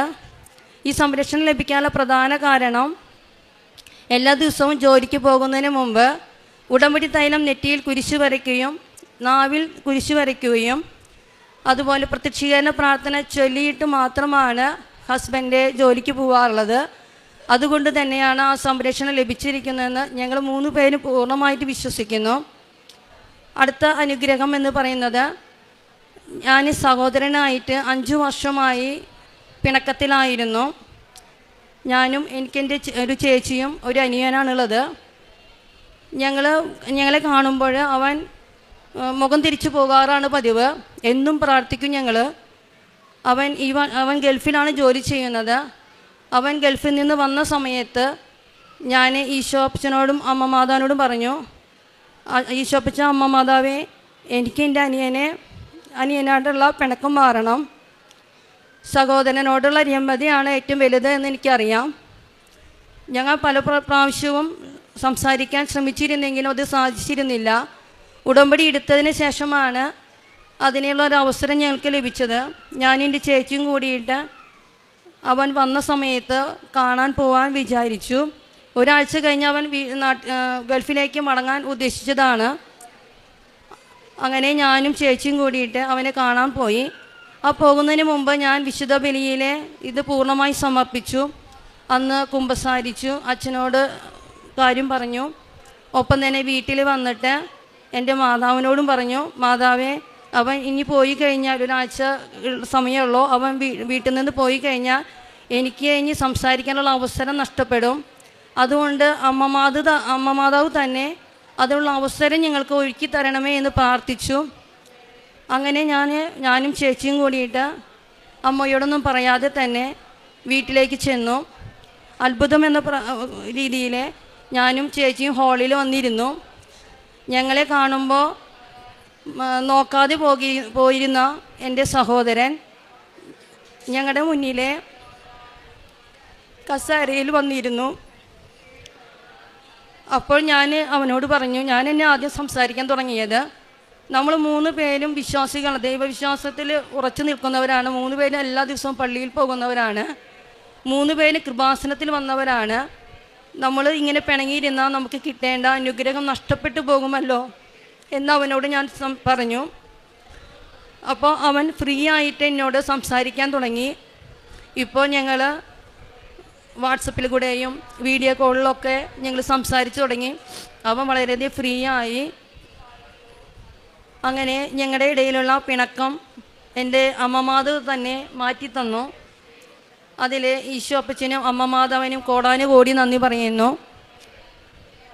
പിന്നെ പ്രേക്ഷിത പ്രവർത്തനം എന്ന് പറഞ്ഞാൽ ഞാൻ പള്ളികളിലും അതുപോലെ തന്നെ ഹെൽത്ത് സെൻ്ററിലാണ് ഞാൻ കൂടുതൽ പ്രേക്ഷിത പ്രവർത്തനം ചെയ്യാറുള്ളത്. ഇതു മുമ്പ് ഞാൻ ഒരു പ്രൈവറ്റ് കോളേജിൽ പഠിപ്പിച്ചിരുന്നു. അതുകൊണ്ട് തന്നെ ഞാൻ അവിടെയുള്ള കുട്ടികൾക്ക് കൃപാസന പത്രം കൊടുക്കാറുണ്ട്. ഒപ്പം തന്നെ പ്രത്യക്ഷീണ പ്രാർത്ഥന അത് എഴുതി അതിൽ വിശ്വാസ പ്രമാണം അതുപോലെ സ്വർഗസ്വനായ നന്മ നിറഞ്ഞ മറിയം ഒക്കെ എഴുതിയിട്ട് ആ കുട്ടികൾക്ക് ഞാൻ കൊടുക്കാറുണ്ട്. ക്രിസ്ത്യൻ സ്ഥാപനമായാലും അക്രൈസ്തവരെ നല്ല പോലെ വരുന്നൊരു സ്ഥാപനമാണ്. അതുകൊണ്ട് തന്നെ അവർക്കും വളരെയധികം അനുഗ്രഹങ്ങൾ ഈ കൃപാസന പത്രത്തിലൂടെ അവർക്ക് ലഭിച്ചിട്ടുണ്ട്. പിന്നെ ഹെൽത്ത് സെൻ്ററിൽ പോയി കഴിഞ്ഞാൽ ഞാൻ നേരത്തെ പോയിരിക്കും. എന്നിട്ട് ആൾക്കാർ വരുമ്പോൾ അവരോടൊക്കെ എനിക്ക് ആദ്യം എനിക്ക് കിട്ടിയിരിക്കുന്നത് മകൻ്റെ പ്ലേസ്മെൻറ്റ് മുഖാന്തരം അവൻ 22.5 വയസ്സിലാണ് ജോലിക്ക് കയറിയത്. അപ്പോൾ അത് ഞാൻ അവരോടൊക്കെ പറയും. ഒപ്പം തന്നെ ഇവൻ സാക്ഷ്യം പറഞ്ഞ വീഡിയോ ഞാൻ അവർക്ക് ഇട്ട് കൊടുക്കാറുണ്ട്. അതിൽ അവർക്ക് വിശ്വാസമായി. അതിനുശേഷം ഞാൻ പറയും, ഇനി അടുത്ത അനുഗ്രഹം നിങ്ങളോട് ഞാൻ അടുത്ത പ്രാവശ്യം വരുമ്പോൾ പറയാം എന്ന് പറഞ്ഞിട്ടാണ് പോകാറുള്ളത്. ഈ വിൽപ്പത്രത്തിൻ്റെ കാര്യവും അതുപോലെ സഹോദരൻ പിണങ്ങിയ കാര്യമൊക്കെ കുറേ ആളുകൾക്കറിയാം. ഞാനിങ്ങനെ പറയാറുണ്ട്, ഉടമ്പടിയിൽ ഞാൻ വെച്ചിട്ടുണ്ട്. എന്തായാലും എനിക്ക് എൻ്റെ അമ്മ മാധവ് സാധിച്ചു തരും. അങ്ങനെ ഞാൻ പറഞ്ഞിട്ടാണ് പോരാറുള്ളത്. അതുപോലെ തന്നെ ഈ വ്യക്തികൾക്ക് ഞാൻ കാശുരൂപവും അതുപോലെ പത്രം അതൊക്കെ ഞാൻ കൊടുത്തിട്ടുണ്ട്. ഉടമ്പടി തേനും ഉപ്പും ഞാൻ കൊടുത്തിട്ടുണ്ട്. പിന്നെ കാരുണ്യ പ്രവൃത്തി എന്ന് പറഞ്ഞാൽ വീട്ടിൽ വരുന്ന വ്യക്തികൾക്ക് എനിക്ക് കഴിയുന്ന രീതിയിൽ ഞാൻ സഹായിക്കാറുണ്ട്. ആരെയും നിരാശപ്പെടുത്താറില്ല. അതുപോലെ തന്നെ ഞാൻ എൻ്റെ ഹസ്ബൻഡിനോടും വലിയ തുകയാണെങ്കിൽ ചിലപ്പോൾ കിഡ്നിയുടെ കംപ്ലൈൻ്റ് ഉള്ള വ്യക്തികളാവാം, അങ്ങനെ കേട്ട് യൂട്യൂബിൽ വരുന്ന കാര്യങ്ങളാവാം, ഹാർട്ട് പേഷ്യൻ്റ് ആവാം, അല്ലെങ്കിൽ വീൽ ചെയർ ആവശ്യമുള്ളവരായിരിക്കാം. അങ്ങനെയുള്ള കാര്യങ്ങൾ വരുമ്പോൾ ഞാൻ എൻ്റെ ഹസ്ബൻഡിനോടും ഒപ്പം തന്നെ എൻ്റെ മകനോടും പറഞ്ഞിട്ട് കുറച്ചുകൂടിയും അധികമായിട്ടുള്ള തുക അവരെ കൊണ്ട് ഞാൻ അയച്ചു കൊടുക്കാൻ ശ്രമിക്കാറുണ്ട്. പിന്നെ ആത്മീയ ജീവിതം എന്ന് പറഞ്ഞാൽ ഞാൻ എല്ലാ ദിവസവും വിശുദ്ധ ബലിയിൽ പങ്കെടുക്കാറുണ്ട്. 2 ആഴ്ച കൂടുമ്പോൾ കുമ്പസാരിക്കും. അതുപോലെ തന്നെ അരമണിക്കൂറിലധികം കാലത്തും വൈകിട്ടും ഞാൻ വിശുദ്ധ ഗ്രന്ഥം വായിക്കാറുണ്ട്. അതുപോലെ അച്ഛൻ്റെ ടോക്കുകൾ നന്നായി കേൾക്കും, സാക്ഷ്യങ്ങളും കേൾക്കും, ഒപ്പം പണിയെടുക്കും. അച്ഛൻ്റെ അച്ഛൻ്റെ ടോക്കിലെ ഏറ്റവും പ്രധാനപ്പെട്ടതിൽ എനിക്കൊരു തെറ്റുള്ളത് അത് തിരുത്തി. കാരണം ഞാൻ സ്വർഗസ്വനായ ഞങ്ങളുടെ പിതാവേ എന്നുള്ളതിൽ ഏറ്റവും കൂടുതൽ വെയിറ്റേജ് കൊടുത്തിരുന്നത് അന്നൊന്നു വേണ്ട ആഹാരം ഞങ്ങൾക്ക് തരണമേ എന്നായിരുന്നു. ഞാൻ ചെറുപ്പം മുതലേ മകൻ വന്നപ്പോൾ മകനോടും പറഞ്ഞു, നമുക്ക് വേണ്ടത് അന്നൊന്നു വേണ്ട ആഹാരമാണ് മകനെ, അങ്ങനെ പറഞ്ഞ് പഠിപ്പിച്ചിരുന്നു. പക്ഷേ അച്ഛൻ്റെ ടോക്കിൽ നിന്ന് മനസ്സിലായി, പ്രലോഭനങ്ങളിൽ ഉൾപ്പെടുത്തരുതേ, തിന്മയിൽ നിന്ന് ഞങ്ങളെ രക്ഷിക്കണമേ, അതാണ് ഏറ്റവും പ്രധാനപ്പെട്ടത് എന്ന്, അതിനാണ് ഏറ്റവും വെയിറ്റേജ് എന്ന് അച്ഛൻ പറഞ്ഞതോടെ എനിക്കത് പൂർണ്ണമായും മനസ്സിലായി. പിന്നെ സമ്പൂർണ്ണ ജപമാല ഞാൻ ചെല്ലും. ചിലപ്പോഴൊക്കെ മിക്കവാറും ഞാൻ നിയോഗം വെച്ചിട്ട് ആണ് സമ്പൂർണ്ണ ജപമാല ചെല്ലാറുള്ളത്. അതുപോലെ നിത്യജീവനെ കുറിച്ചിട്ടുള്ള കൂടുതലായിട്ടുള്ള അല്ലെങ്കിൽ ആഴമേറിയിട്ടുള്ള അറിവ് ലഭിച്ചത് നമുക്കിനി വേണ്ടത് നിത്യജീവനാണെന്ന് ഞാനിപ്പോഴും ഹസ്ബൻഡിനോടും മകനോടും പറയാറുണ്ട്. ഇവിടുത്തെ സന്തോഷത്തേക്കാളും ഉപരി നമുക്ക് നമ്മുടെ അവിടെ സ്വർഗത്തിലെത്തുന്നതായിരിക്കും, അത് നിത്യജീവനാണെന്നൊക്കെ ഞാൻ പറഞ്ഞ് സംസാരിക്കാറുണ്ട്. ഇതാണ് എൻ്റെ ആത്മീയ ജീവിതം. ഇത്രയും അനുഗ്രഹം തന്നിട്ടുള്ള പിന്നെ എനിക്ക് സ്പർശിച്ചിട്ടുള്ള ബൈബിൾ വചനം എന്ന് പറഞ്ഞാൽ 1 തെസ്സലോനിക്കാർക്ക് എഴുതിയ ലേഖനം അധ്യായം 5 16, 17, 18 വാക്യങ്ങൾ. സദാ സന്തോഷിക്കുക, ഇടവിടാതെ പ്രാർത്ഥിക്കുക, എല്ലാത്തിനും കുറിച്ച് നന്ദി പറയുക എന്നതാണ് യേശുക്രിസ്തുവിൽ നിങ്ങളെക്കുറിച്ചുള്ള ദൈവഹിതം. ഒപ്പം ഞാൻ വേറൊരു പ്രാർത്ഥനയും ഉണ്ട്, മിക്ക 7:7. അതിൽ പറയുന്നത് നിൻ്റെ ദൈവം നിൻ്റെ പ്രാർത്ഥന കേൾക്കും. ഈ 2 കാര്യങ്ങളുണ്ട്. പിന്നെ ഞാൻ പൊതുവെ ചെയ്യാറുള്ളൊരു കാര്യമാണ്, എൻ്റെ പ്രത്യേകിച്ച് മകനോട് ഫോൺ ചെയ്യുമ്പോൾ എനിക്ക് ഫോൺ ചെയ്ത് അവസാനിച്ച് കഴിഞ്ഞാൽ എനിക്കൊരു ഹല്ലേലൂയ ആവേ മരിയ പറയണം. ഹല്ലേലൂയ ഈശോയ്ക്കും ആവേ മരിയ അമ്മ മാതാവിനും. ഒപ്പം ഞാൻ എൻ്റെ ഔസേപിതാവിനും വിളിക്കാറുണ്ട്. കാരണം എൻ്റെ മകൻ്റെ നാമധേയം ഔസേപിതാവാണ്. അവസാനം ഞങ്ങൾ ഫോൺ ചെയ്യുമ്പോൾ അപ്പം എപ്പോഴെങ്കിലും അത് മറുപടി പറഞ്ഞില്ലെങ്കിൽ ഞാൻ പറയുമ്പോൾ ഞാൻ ഇവിടെ നിന്ന് ഹല്ലേലൂയ ആവേ മരിയ പറയുമ്പോൾ ഒപ്പം തന്നെ അവനും അത് തിരിച്ചു പറയണം. പറഞ്ഞില്ല ഞാൻ വീണ്ടും റിപ്പീറ്റ് ചെയ്യും, വിളിക്കും. അപ്പോൾ അവനത് അറിയാം ഹല്ലേലൂയ ആവേ മരിയ പറയാം. ഒരിക്കൽ കൂടി ഞാൻ ഈശോ അപ്പച്ചനും അമ്മ മാതാവിനും എൻ്റെ ഔസേപിതാവിനും നന്ദി പറഞ്ഞുകൊണ്ട് എൻ്റെ സാക്ഷ്യം ഇവിടെ സമർപ്പിക്കുന്നു. ഭയപ്പെടേണ്ട, ഞാൻ നിന്നോട് കൂടെയുണ്ട്. സംഭ്രമിക്കേണ്ട, ഞാനാണ് നിൻ്റെ ദൈവം. ഞാൻ നിന്നെ ശക്തിപ്പെടുത്തുകയും സഹായിക്കുകയും ചെയ്യും. എൻ്റെ വിജയകരമായ വലതുകൈ കൊണ്ട് ഞാൻ നിന്നെ താങ്ങി നിർത്തും. യെശയ്യാ പ്രവാചകൻ്റെ പുസ്തകം 41 അധ്യായം 10 വചനമാണ് നാം കേട്ടത്. ദൈവം നമ്മുടെ രക്ഷകനും കാത്തു പരിപാലിക്കുന്നവനുമാണ്. അതിനാൽ നമുക്ക് ഭയപ്പെടേണ്ട ആവശ്യമില്ല. നമ്മൾ ഒറ്റയ്ക്കല്ല, നമ്മൾക്ക് ഭയപ്പെടേണ്ട ആവശ്യമില്ല. എന്തുകൊണ്ടെന്നാൽ ദൈവത്തിൻ്റെ സാന്നിധ്യം എപ്പോഴും നമ്മുടെ കൂടെയുണ്ട്. ഉടമ്പടി നമുക്ക് ഒരു വലിയ ധൈര്യമാണ്. ആ ഒരു വിശ്വാസത്തിൻ്റെ ഉടമ്പടി സാക്ഷ്യമാണ് ഷൈല ടോജോ എന്ന മകളും കുടുംബവും നമ്മുടെ മുന്നിൽ ഷെയർ ചെയ്തത്, സാക്ഷ്യപ്പെടുത്തിയത്. ഈ മകൾ പറഞ്ഞതുപോലെ ആദ്യമായി ഉടമ്പടി ഇവിടെ പ്രാർത്ഥിക്കാൻ വന്നപ്പോൾ മകനാണ് ഉടമ്പടി എടുത്തത്. അവൻ പ്രാർത്ഥിച്ചു, അവൻ സാക്ഷ്യം പറഞ്ഞു. പിന്നീട് അച്ഛനും അമ്മയും കൂടി ഒന്നിച്ചെടുത്ത്. അവർക്കൊരു വലിയൊരു പ്രശ്നമുണ്ടായിരുന്നത് 12 വർഷമായിട്ട് കിടന്നിരുന്ന വിൽപത്രമായിരുന്നു ഭാഗോടമ്പടി. സമയ ചുരുക്കത്തിൻ്റെ അമ്മ ഇവരുടെ പ്രാർത്ഥന കേട്ടുകൊണ്ട് ഉടമ്പടി എടുത്ത ഉടനെ ഇവർക്ക് ആ കാര്യം സാധിച്ചു കൊടുത്തു. പിന്നീട് നമ്മളോട് ഷെയർ ചെയ്തത് മാതാവിൻ്റെ ഒരു വലിയ സംരക്ഷണത്തെ പറ്റിയാണ്. സ്കൂട്ടറിൻ്റെ വീല് തെറിച്ചു പോകുമ്പോഴും ഈ മകനെ താങ്ങി നിർത്തി സംരക്ഷിച്ചത് ഈശോയും അമ്മയും കൂടിയാണ്.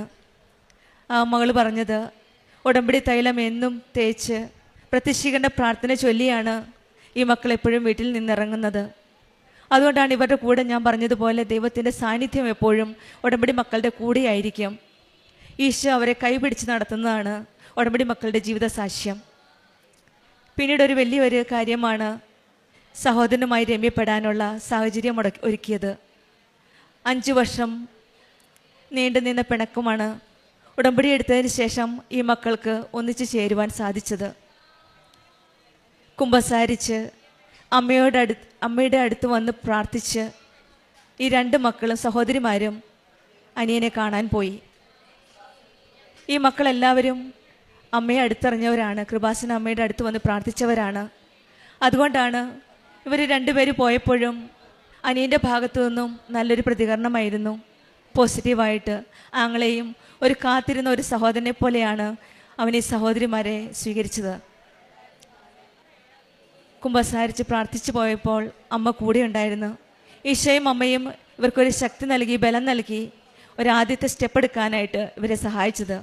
നമ്മുടെ ജീവിതത്തിലും നമ്മളെപ്പോഴും പ്രാർത്ഥിച്ച് ഉടമ്പടി ജീവിതം നിബന്ധനകൾ ആത്മാർത്ഥമായി പാലിക്കുമ്പോൾ നമുക്ക് മറ്റുള്ളവരുമായിട്ട് രമ്യപ്പെടാൻ ഈശോയും അമ്മയും നല്ലൊരു ചാൻസാണ്, അവസരമാണ് നൽകുന്നത്. അവർ പറഞ്ഞതുപോലെ ഒരു വാക്കാണ് ഈ മകൾ ഉപയോഗിച്ചത്, കിട്ടേണ്ട അനുഗ്രഹം നഷ്ടപ്പെടുത്താതെ നോക്കണമല്ലോ എന്ന്.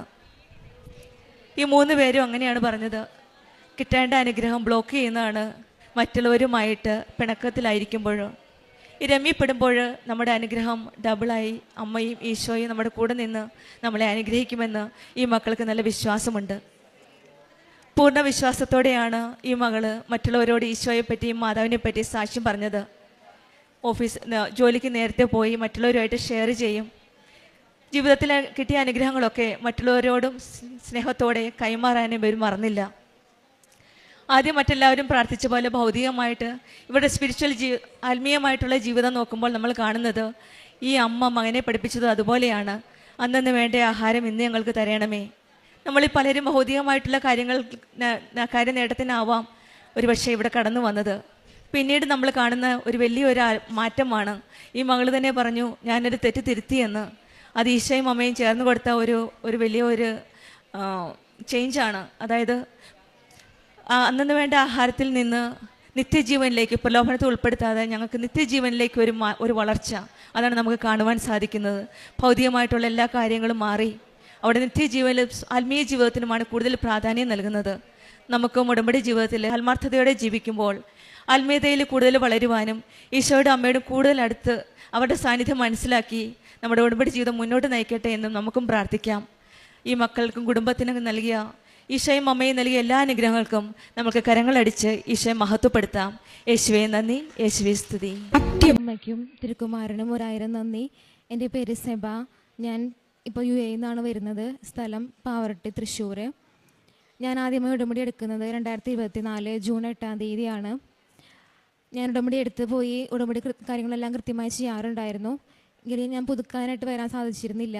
ആ ഇടയ്ക്ക് എൻ്റെ ജോലിയിലുണ്ടായ ബുദ്ധിമുട്ട് കാരണം കൊണ്ടാണ് ഞാൻ വീണ്ടും പുതുക്കാനായി വന്നത്. 2025 ഏപ്രിൽ മാസമാണ് ഞാൻ ഇവിടെ പുതുക്കാനായി വന്നത്.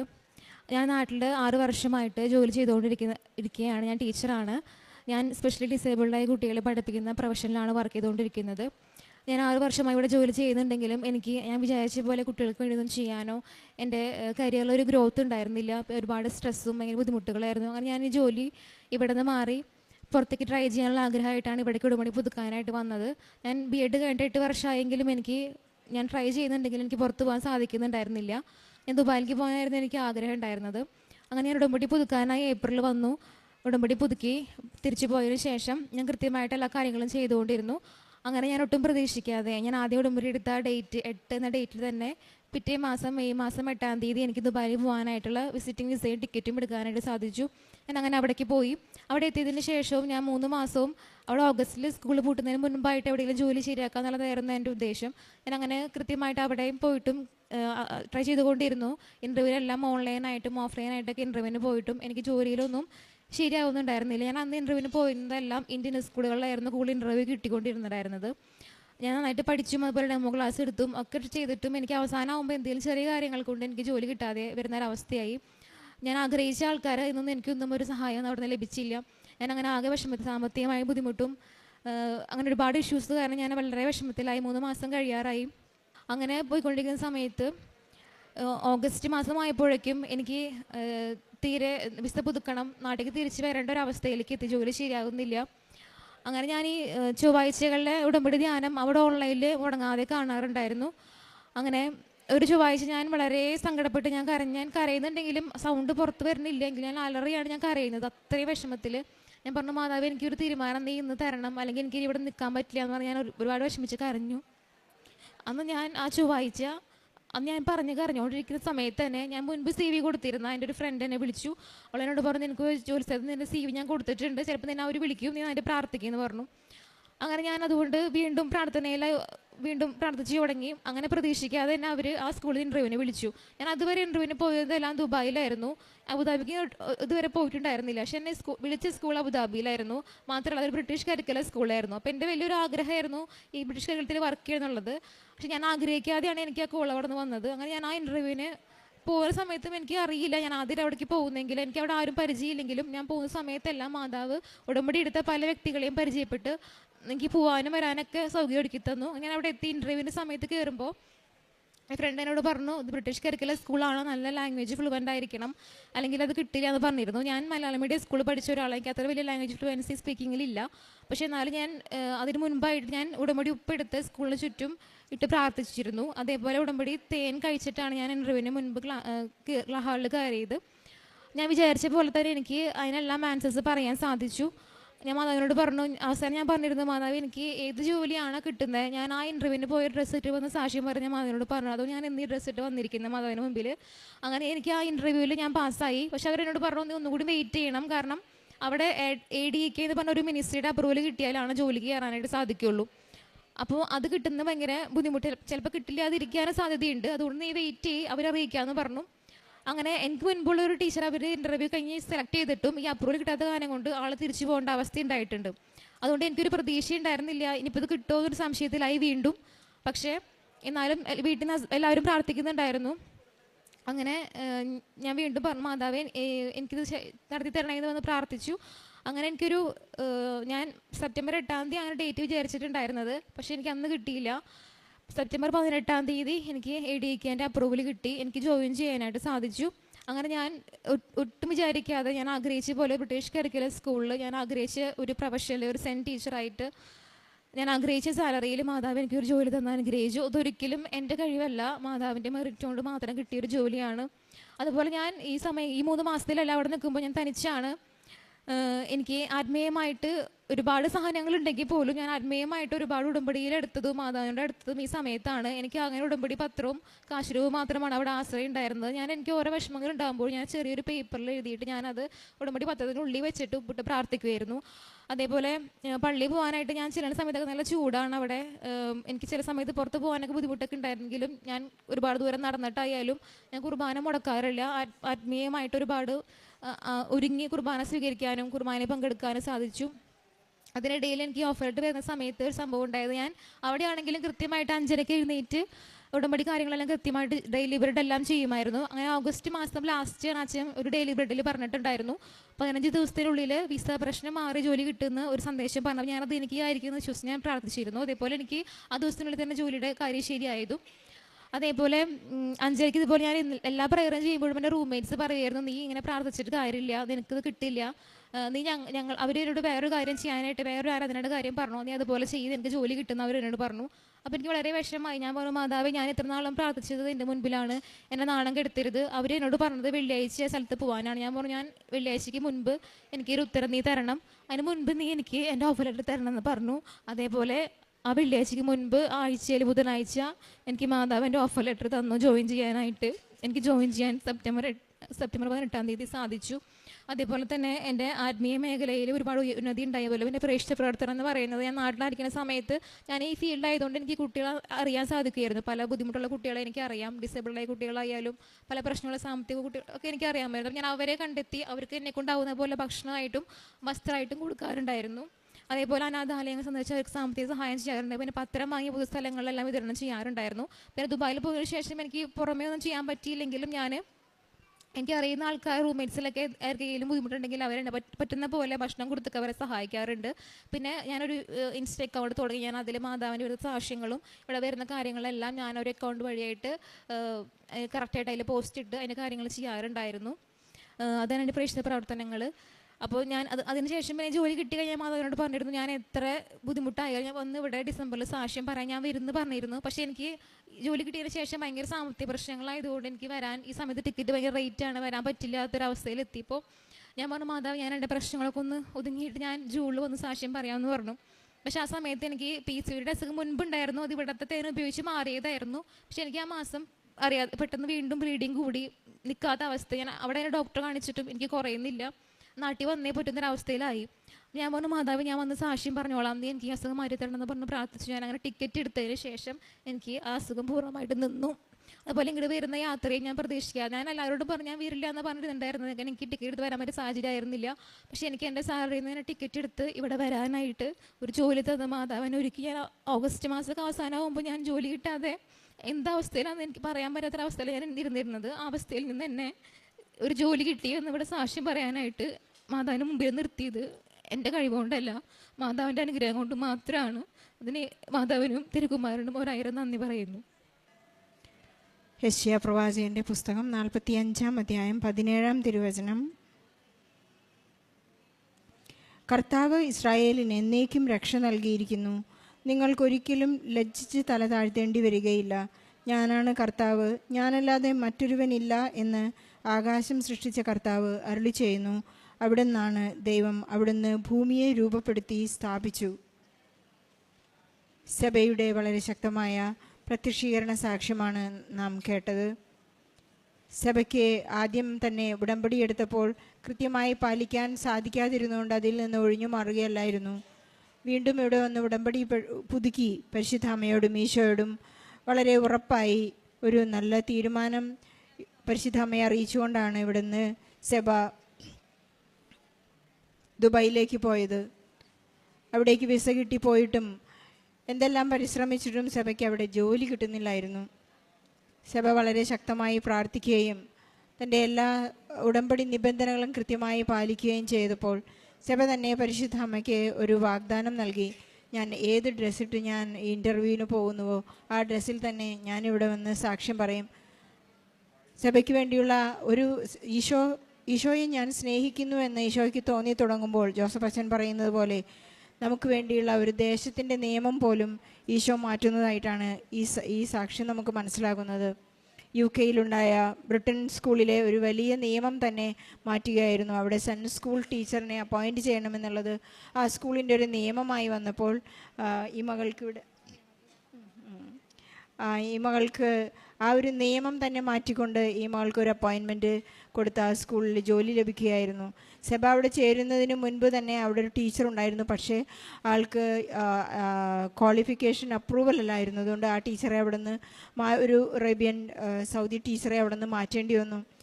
സഭയ്ക്ക് വേണ്ടി ഉടമ്പടി എടുത്തവരാരാണോ അവർക്ക് വേണ്ടി പരിശുദ്ധ അമ്മയെ മാധ്യസ്ഥം അപേക്ഷിക്കുമ്പോൾ നമുക്ക് വേണ്ടി ദേശത്തിൻ്റെയും കാലത്തിൻ്റെയും എല്ലാം നിയമങ്ങൾ മാറ്റിത്തരുന്ന ഒരു വലിയ പ്രാർത്ഥനാ പദ്ധതിയാണ് ഉടമ്പടി എന്ന് നമുക്കിതിൽ നിന്ന് മനസ്സിലാക്കാം. സഭയുടെ വാഗ്ദാനങ്ങളെല്ലാം കൃത്യമായി പാലിക്കുവാൻ വലിയ ആഗ്രഹമുണ്ടായിരുന്നു. ഇവിടെ വന്ന് ഉടനെ സാക്ഷ്യം പറയണം, പരിശുദ്ധ അമ്മയെ കാണണം, ഈശോയെ ഒന്ന് ചുംബിക്കണമെന്നെല്ലാം വലിയ ആഗ്രഹമുണ്ടായിരുന്നു. പക്ഷേ അതിനുവേണ്ടി പ്രാർത്ഥിച്ചപ്പോഴെല്ലാം ഒരു കൃത്യസമയം വെറുതെ ഒരു PCOD പോലെ വെറുതെ ഒരു ബ്ലീഡിങ് അസുഖം നൽകി മകൾക്ക് ഇവിടേക്ക് തിരിച്ചു വരേണ്ടി വന്നു. എയർപോർട്ടിലെത്തിയതോടെ ടിക്കറ്റ് ബുക്ക് ചെയ്തതോടെ ഈ മകളുടെ എല്ലാ അസുഖങ്ങളും മാറി മകൾക്ക് ഇവിടെ വന്ന് സാക്ഷ്യം പറയാനുള്ള വലിയൊരു അനുഗ്രഹവും സാധ്യതയും നൽകി ഈശോ അനുഗ്രഹിച്ചിരിക്കുന്നു. നമ്മൾ എന്താഗ്രഹിക്കുന്നുവോ പരിശുദ്ധ അമ്മ നമ്മോട് കൂടെ ചേർന്ന് നിൽക്കുന്നു എന്നാണ് സഭയുടെ ഈ സാക്ഷ്യത്തിൽ നിന്ന് മനസ്സിലാക്കുന്നത്. ഓരോ മക്കളും ഉടമ്പടി എടുത്ത് ഇവിടെ നിന്ന് പോകുമ്പോൾ അവൾ അൾത്താരയിൽ നിന്ന് പറയും, ഇനി എനിക്ക് ഈശോ ഇല്ലാതൊരു ജീവിതമില്ല, പരിശുദ്ധ അമ്മയാണ് എന്നെ ഈശോയിലേക്ക് വഴികാട്ടി നടത്തുന്നത്, ഞാൻ എപ്പോഴും ഉടമ്പടിയിലായിരിക്കുമെന്ന്. ഇന്ന് ലോകം മുഴുവനും 24 ഭാഷകളിലേക്ക് ഈ ഉടമ്പടിയുടെ പത്രം എത്തിച്ചേരുമ്പോൾ നമ്മുടെ പ്രേക്ഷിത പ്രവർത്തനങ്ങളും കാരുണ്യ പ്രവൃത്തികളും ഈശോ എന്തൊക്കെ ചെയ്തു എന്ന് ലോകം മുഴുവൻ അറിഞ്ഞുകൊണ്ടിരിക്കുകയാണ്. നമ്മുടെ ചെറിയ ചെറിയ സാക്ഷ്യങ്ങളിലൂടെ നമ്മുടെ വലിയ വലിയ പ്രേക്ഷിത ഈശോയുടെ നാമം മഹത്വപ്പെടുന്നത് നാം കണ്ടുകൊണ്ടിരിക്കുകയാണ്. നമുക്കെപ്പോഴും നമ്മുടെ ദിവ്യബലിയിലും നാം ഈശോയെ സ്വീകരിക്കുമ്പോഴെല്ലാം ഈശോയെ മഹത്വപ്പെടുത്തിക്കൊണ്ടിരിക്കാം. നമുക്ക് ഈശോയുടെ നാമം എപ്പോഴും ഏറ്റുപറഞ്ഞുകൊണ്ട് ലോകം മുഴുവനെയും എല്ലാ ദുരന്തങ്ങളിൽ നിന്നും രക്ഷിക്കാനായി ജോലിയില്ലാത്ത മക്കളെയും വീടില്ലാത്ത മക്കളെയും പ്രവാസികളായി കഴിയുന്ന മക്കളെയും എല്ലാം എപ്പോഴും മധ്യസ്ഥം നൽകി അനുഗ്രഹിക്കാൻ പ്രാർത്ഥിച്ചുകൊണ്ട് സഭയുടെ ഈ നല്ല സാക്ഷ്യത്തിന് ഈശോയ്ക്കും പരിശുദ്ധ അമ്മയ്ക്കും നല്ലൊരു കൈയടി നൽകി സാക്ഷ്യം നമുക്ക് സമർപ്പിക്കാം. ഈശോയ്ക്ക് സ്തുതിയായിരിക്കട്ടെ. എൻ്റെ പേര് ആൻഡ്രൂ ജോളി. ഞാൻ അങ്കാലിക്കടുത്ത് സെൻറ് ആനീസ് ചർച്ച് മറ്റൊരിടയിൽ നിന്നാണ് വരുന്നത്. ഞാൻ ഉടമ്പടി എടുത്തത് 2021 ഡിസംബർ 20-ാണ്. ഇതെൻ്റെ രണ്ടാമത്തെ സാക്ഷിയാണ്. രണ്ടാമത്തെ സാക്ഷ്യം പറയാൻ ആൾക്കാരിൽ കയറ്റിയിരുത്ത ഈശോയ്ക്കും മാതാവിനും വളരെ നന്ദി പറയുന്നു. എല്ലാവരെ പോലെ തന്നെ എനിക്കും ജോലിയുടെ ഒരു ബുദ്ധിമുട്ട് കാരണമാണ് ഞാൻ ആദ്യമായിട്ട് മാതാവിൻ്റെ അടുത്ത് വരുന്നത്. ഞാൻ എൻ്റെ ബിടെക് കംപ്ലീറ്റ് ആയതിനു ശേഷം എനിക്ക് നല്ലൊരു ജോലി എന്നുള്ളതിൻ്റെ ഒരു സ്വപ്നമായിരുന്നു. പക്ഷേ ഞാൻ പഠിച്ച ഫീൽഡിൽ എനിക്കൊരു ജോലി കിട്ടുന്നുണ്ടായില്ല. അങ്ങനെ ഞാൻ മാതാവിൻ്റെ അടുത്ത് വന്ന് നിയോഗം വെച്ച് അങ്ങനെ പ്രാർത്ഥിക്കുന്ന സമയത്ത് ഞാൻ കുറച്ച് ഡിമാൻഡ്സ് വെച്ച് മാതാവിൻ്റെ അടുത്ത്. ഒന്ന്, ഞാൻ പഠിച്ച ഫീൽഡായിരിക്കണം, പിന്നെ എനിക്ക് ഉടമ്പടിയിൽ നിലനിൽക്കണം. അങ്ങനെ ഞാൻ ഡിമാൻഡ്സ് വെച്ച് ഞാൻ നിയോഗം വെച്ച് ഒരു രണ്ടാമത്തെ പുതുക്കിൽ കഴിഞ്ഞ് മൂന്നാമത്തെ പുതുക്കിലൊക്കെ ആയപ്പോഴേക്കും മാതാവ് എൻ്റെ ആഗ്രഹം പോലെ എനിക്ക് ജോലി എടുത്തന്ന്. എനിക്ക് അബുദാബിയിൽ അട്നോക്കിൽ റിഗിലാണ് എനിക്ക് ജോബ് മാതാവ് സെറ്റായി തന്നത്. അപ്പോൾ എനിക്ക് 2 മാസം വർക്ക് ചെയ്താൽ 1 മാസം നാട്ടിൽ വരാം. അങ്ങനെ നാട്ടിൽ വന്ന് എനിക്ക് ഉടമ്പടി പുതുക്കാം, ഉടമ്പടിയുടെ കാര്യങ്ങളൊക്കെ ചെയ്യാം, തിരിച്ചു പോകാം. അങ്ങനെ എനിക്ക് വർക്ക് ചെയ്യാൻ പറ്റി. പക്ഷേ എനിക്ക് സാലറി കുറച്ച് കുറവായിരുന്നു. അപ്പോൾ ഞാൻ കുറച്ചാളായപ്പോൾ മാതാവിനോട് പറഞ്ഞു, അതായത് കുറച്ചും കൂടി സാലറി ഉള്ളൊരു ജോലി എനിക്ക് വേണം എന്നുള്ള രീതിയിൽ ഞാൻ മാതാവിൻ്റെ നിയോഗം വെച്ച് പ്രാർത്ഥിക്കാൻ തുടങ്ങി. അങ്ങനെ ഞാൻ പ്രാർത്ഥിക്കാൻ തുടങ്ങി. ഇപ്പോൾ എന്താ പ്രശ്നം എന്ന് വെച്ചാൽ എനിക്ക് ഇൻ്റർവ്യൂസ് കിട്ടാൻ ബുദ്ധിമുട്ടാണ്. കാരണം എന്താണെന്ന് വെച്ചാൽ ഞാൻ ഓഫ് ഷോർ വർക്ക് ചെയ്യുന്നത് കടലിൽ. അപ്പോൾ എനിക്ക് ഇൻ്റർവ്യൂ നടക്കുന്ന സമയത്ത് അറ്റൻഡ് ചെയ്യാനായിട്ട് എത്താൻ പറ്റത്തില്ല. പിന്നെ ലീവിൻ്റെ സമയത്ത് ഞാൻ നാട്ടിലും വരും. അപ്പോൾ എനിക്ക് ഇൻ്റർവ്യൂസ് ഒട്ടും കിട്ടുന്നുണ്ടായിരുന്നില്ല. അങ്ങനെ ഞാൻ ഓൺലൈനിലൊക്കെ അപ്ലൈ ചെയ്തിട്ട് പിന്നെ അതുപോലെ തന്നെ കമ്പനീസിൽ ഡയറക്റ്റ് CV കൊടുത്ത്, പക്ഷെ ഒന്നും സെറ്റായില്ല അങ്ങോട്ട്. പിന്നെ ഞാനത് വേണ്ടാന്ന് വെച്ച് ഞാനത് വിട്ട്. പക്ഷേ മാതാവ് അത് വിട്ടില്ലായിരുന്നു. ഒരു ദിവസം ഞാൻ ഉറങ്ങിക്കിടക്കുന്ന സമയത്ത് എനിക്കൊരു കോൾ വന്ന് മാതാവായിട്ട് വന്ന കോളാണെന്ന് തോന്നുന്നു, അല്ലാതെ വേറെ വഴിയില്ല. കോൾ വന്നിട്ട് എൻ്റെ അടുത്ത് പറഞ്ഞു, ഇൻ്റർവ്യൂ നാളെ ചെയ്യാൻ റെഡിയാണോ എന്ന് ചോദിച്ചു. അപ്പോൾ ഞാൻ പറഞ്ഞു, ഞാനിങ്ങനെ ഓഫ് ഷോറാണ് വർക്ക് ചെയ്യണേ, അപ്പോൾ എനിക്ക് ഇൻ്റർവ്യൂ അറ്റൻഡ് ചെയ്യാൻ വരാൻ പറ്റില്ല എന്ന് പറഞ്ഞു. അപ്പോൾ അവർ പറഞ്ഞു, കുഴപ്പമില്ല, നമുക്ക് ഓൺലൈൻ ചെയ്യാമെന്ന് പറഞ്ഞു. അപ്പോഴും എനിക്ക് പ്രശ്നമാണ്. കാരണം എന്താണെന്ന് വെച്ചാൽ റെഗുലർ വർക്ക് ചെയ്യുന്നവർക്കറിയാം, ഓഫ് ഷോർ വർക്ക് ചെയ്യുമ്പോൾ നമ്മുടെ ഫോണിൽ ക്യാമറ ഉണ്ടാകാൻ പാടില്ല. അപ്പോൾ ഫോണിലെ ക്യാമറ റിമൂവ് ചെയ്തിട്ടാണ് ഞാൻ പോകുന്നത്. അപ്പോൾ ഞാൻ പറഞ്ഞു എനിക്ക് ക്യാമറ ഇല്ല, അറ്റൻഡ് ചെയ്യാൻ പറ്റില്ല എന്ന് പറഞ്ഞു. അപ്പോൾ അവർ പറഞ്ഞു അത് കുഴപ്പമില്ല, നമുക്ക് കോളായിട്ട് അറ്റൻഡ് ചെയ്യാമെന്ന് പറഞ്ഞു. അങ്ങനെ ഫോൺ കോളിൽ ഇൻ്റർവ്യൂ എടുത്തു. ഇൻ്റർവ്യൂ കഴിഞ്ഞപ്പോൾ അവർ പറഞ്ഞു പറയാമെന്ന് പറഞ്ഞവർ നിർത്തി, വേറെ ഒന്നും പറഞ്ഞില്ല. പിന്നെ ഞാൻ അത് വിട്ട് പിന്നെ ഞാൻ വീണ്ടും വന്ന് ഉടമ്പടി പുതുക്കി തിരിച്ച് ചെന്ന്. അപ്പോൾ പിന്നെ കേൾക്കണത് എന്താണെന്ന് വെച്ച് കഴിഞ്ഞാൽ ആ കമ്പനി അതൊരു US ബേസ്ഡ് കമ്പനിയാണ്. അപ്പോൾ അത് വേറൊരു കമ്പനിക്ക് വിറ്റെന്നാണ്. അപ്പോൾ എൻ്റെ പ്രതീക്ഷ എല്ലാം തീർന്നു. എന്നാലും ചെറിയൊരു വിശ്വാസം അവിടെ ബാക്കി ഉണ്ടായിരുന്നു. അതുപോലെ തന്നെ കുറച്ച് കഴിഞ്ഞപ്പോൾ വീണ്ടും ആ കമ്പനി തന്നെ വിളിച്ച്. അപ്പോൾ ഞാൻ പറഞ്ഞു ഓക്കെ ഞാൻ റെഡി ആണെന്നുള്ള രീതിയിൽ സംസാരിച്ചു. പിറ്റേ ദിവസം അവരെനിക്ക് ഓഫർ ലെറ്റർ അയച്ചു തന്നു. എനിക്ക് ആദ്യം കിട്ടിയിട്ടിരുന്നേക്കാളും ഒരു 2 മടങ്ങ് കൂടുതലൊരു ഉള്ളൊരു ജോലി എന്ന മാതാവ് എന്നെ സഹായിച്ചു. അപ്പോൾ അതിനു മുമ്പ് ഞാൻ ആദ്യം ജോലി കിട്ടിക്കഴിഞ്ഞപ്പോൾ വർക്ക് ചെയ്യുമ്പോൾ എനിക്ക് അത്യാവശ്യം കണ്ടിന്യൂസ് വർക്ക് ചെയ്യേണ്ടി വരും, ഒരു 2 മണിക്കൂറൊക്കെ. അപ്പോൾ എൻ്റെ കാലിന് ഞാൻ ചെറുപ്പത്തിൽ ഫുട്ബോൾ കളിച്ചിട്ട് എൻ്റെ ലിഗമെൻറ്റിന് ചെറിയൊരു പുട്ടിൽ വന്നിട്ടുണ്ടായി. അത് ഞാൻ 3 മാസം റെസ്റ്റൊക്കെ എടുത്ത് ഓക്കെ ആയി സെറ്റായിട്ടാണ് ഞാൻ ജോലിക്ക് കയറിയത്. പക്ഷേ കണ്ടിന്യൂസ് വർക്ക് ചെയ്യണോണ്ടാണെന്ന് തോന്നുന്നു എനിക്ക് വീണ്ടും പെയിനായി. അപ്പോൾ ഞാൻ മാതാവിനോട് ഇത്രേ പറഞ്ഞോളൂ, ഇതെനിക്ക് മാതാവ് നേടിത്തന്ന ജോലിയാണ്, മാതാവ് തന്നെ നോക്കിക്കോളാൻ പറഞ്ഞു. കാര്യം അവിടെ മെഡിക്കുണ്ട്, അവരെ കണ്ടു കഴിഞ്ഞാൽ എനിക്ക് ട്രീറ്റ്മെൻറ്റ് കിട്ടും. പക്ഷേ അത് റെക്കോർഡിക്കലി പ്രോബ്ലം ആവും. പിന്നെ എനിക്ക് എൻ്റെ ജോബിനെ എഫക്റ്റ് ചെയ്യും, എൻ്റെ ജോബ് നഷ്ടപ്പെടാൻ വരാൻ ചാൻസ് ഉണ്ട്. അപ്പോൾ ഞാൻ പറഞ്ഞു വേറെ ഒന്നും ചെയ്യുന്നില്ല, ഞാൻ തൈലം കാലുമ്പോൾ വരട്ടിയിട്ട് ഞാൻ പ്രാർത്ഥിച്ചു. പിറ്റേ ദിവസം തുടങ്ങി എനിക്ക് ജോലി എന്ന് പറയുമ്പോൾ എല്ലാം എനിക്ക് റെസ്റ്റ് കിട്ടുന്ന രീതിയിലുള്ള ജോലികളായി. പിന്നെ അത് കുഴപ്പമില്ലാതെ മാറി. പിന്നെ നാട്ടിൽ നിന്ന് ഉടമ്പടിയിൽ വെച്ച് പിന്നെ എനിക്കിപ്പോൾ ഒരു 4 മണിക്കൂറൊക്കെ കണ്ടിന്യൂസ് നിന്ന് വർക്ക് ചെയ്താലും ഒരു കുഴപ്പമില്ല, അത് പൂർണ്ണമായിട്ട് മാറി കിട്ടി. പിന്നെ എന്ന് പറയാനായിട്ട് ഞാൻ ജോലിക്കും പഠിച്ചതിൻ്റെയും ഒക്കെ ആയിട്ട് എനിക്കൊരു 6-7 ലക്ഷത്തിൽ കൂടുതൽ കടം ഉണ്ടായിരുന്നു. അപ്പോൾ എനിക്ക് ഈ ജോലി കിട്ടിയത് കഴിഞ്ഞ് ഒറ്റയടിക്ക് തന്നെ എൻ്റെ കടമെല്ലാം ഇല്ലാതായി പൂർണ്ണമായിട്ട് മാറി കിട്ടി എനിക്ക്. പിന്നെ അതുപോലെ തന്നെ എൻ്റെ വീടിൻ്റെ പണി എന്ന് പറഞ്ഞാൽ കുറച്ച് എക്സ്റ്റെൻഡ് ചെയ്ത് എടുത്തായിരുന്നു. പക്ഷെ അത് കുറേ പെൻഡിങ് ആയിരുന്നു, ഒന്നും നടക്കുന്നുണ്ടായിരുന്നില്ല. ഒരു 10 വർഷമായിട്ടാണ് കിടക്കണമായിരുന്നു. പക്ഷെ ഇപ്പോൾ മാതാവിൻ്റെ അനുഗ്രഹം കൊണ്ടും അതെല്ലാം പൂർത്തിയായി, ഇപ്പോൾ പെയിൻറ്റിങ് വരെ എത്തിയിട്ടുണ്ട്. പിന്നെ ഇത്രയൊക്കെ അനുഗ്രഹങ്ങളാണ് എനിക്ക് കിട്ടിയിട്ടിരുന്നത്. പിന്നെ എന്ന് വെച്ചാൽ എനിക്ക് സുഗന്ധാഭിഷേകം കിട്ടാറുണ്ട്.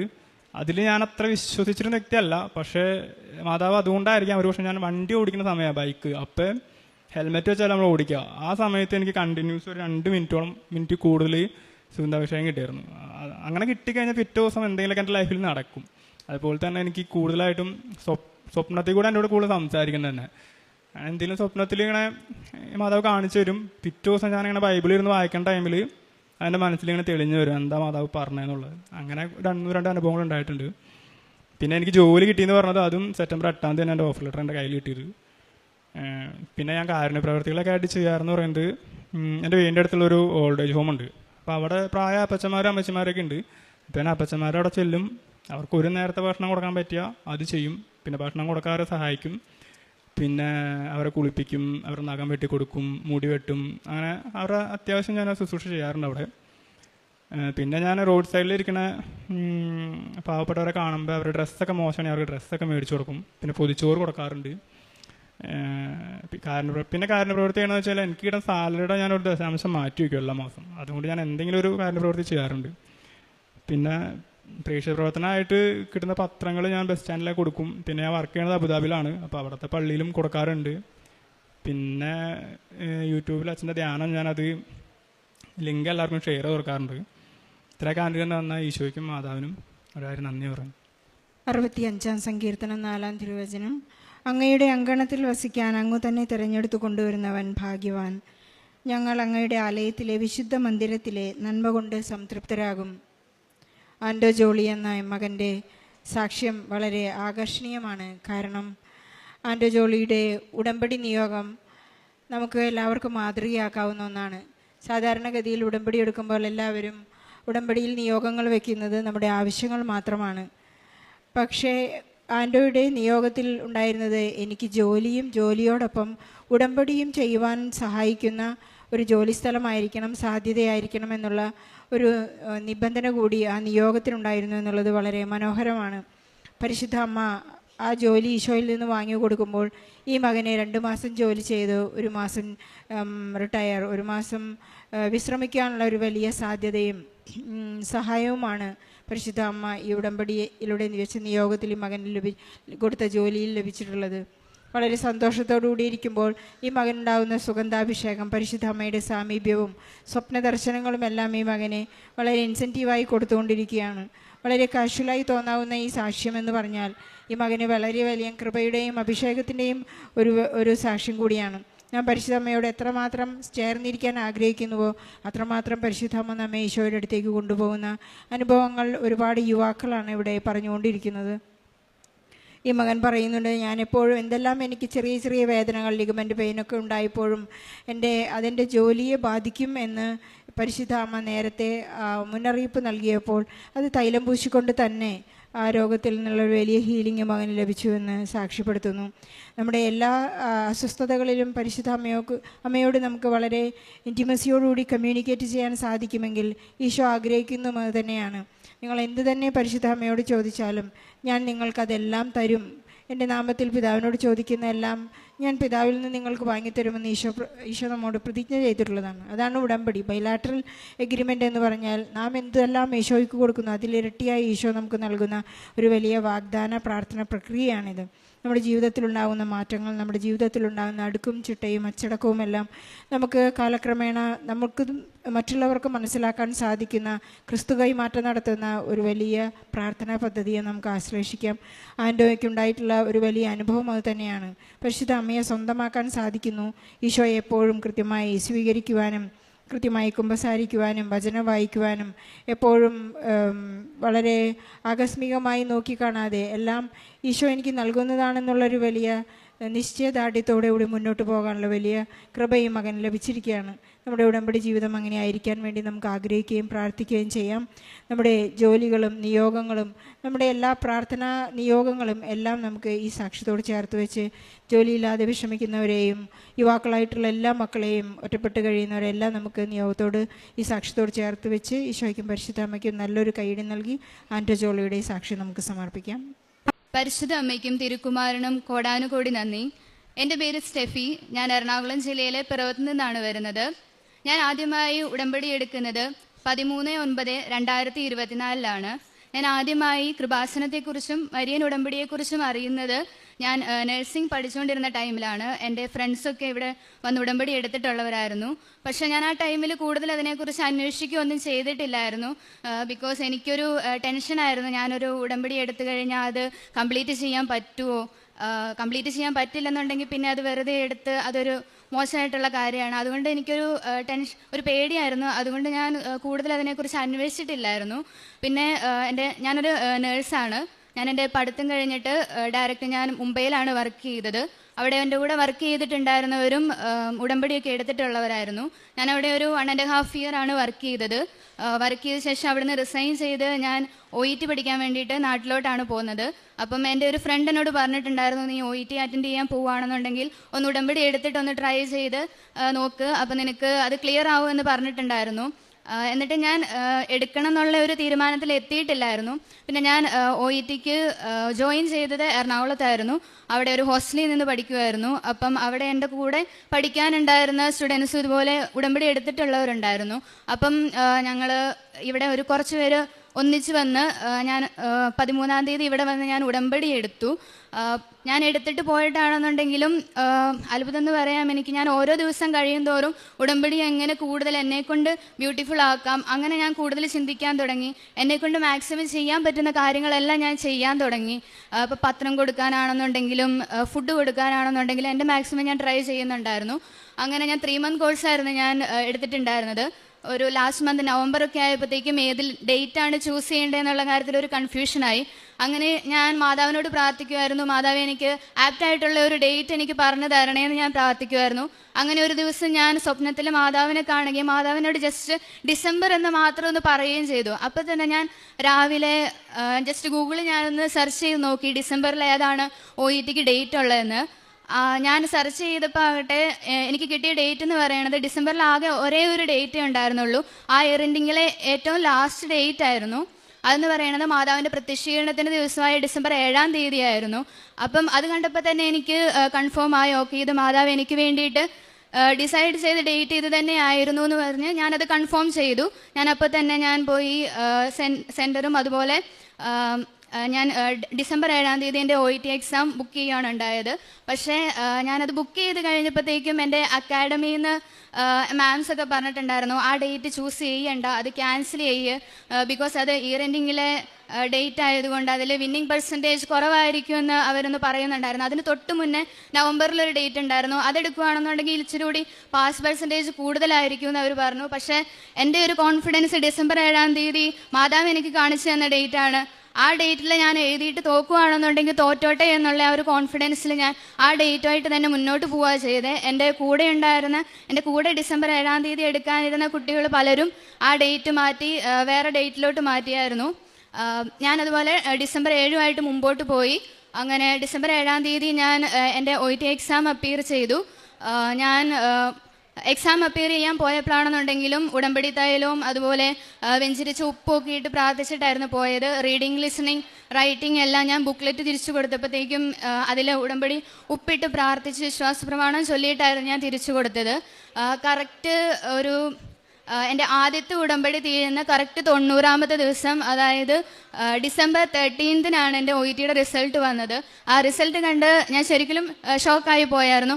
ഞാൻ മാതാവിനോട് എനിക്കൊരു 350 എല്ലാ മൊഡ്യൂളിലും തന്നെ അനുഗ്രഹിക്കണമെന്ന് ഞാൻ പറഞ്ഞിട്ടുണ്ടായിരുന്നു. എൻ്റെ ഫസ്റ്റ് അറ്റംപ്റ്റ് ആണ്. ഇനി ഒരു വട്ടം കൂടി എഴുതാനായിട്ട്, ഒന്നാമത് എൻ്റെ കയ്യിൽ ഇനി ഒന്നും കൂടെ അറ്റൻഡ് ചെയ്യാനായിട്ടുള്ള പൈസയില്ല, അപ്പം ഇതിൽ തന്നെ അങ്ങ് കയറ്റി വിടണമെന്ന് ഞാനൊന്ന് പ്രാർത്ഥിച്ചിട്ടുണ്ടായിരുന്നു.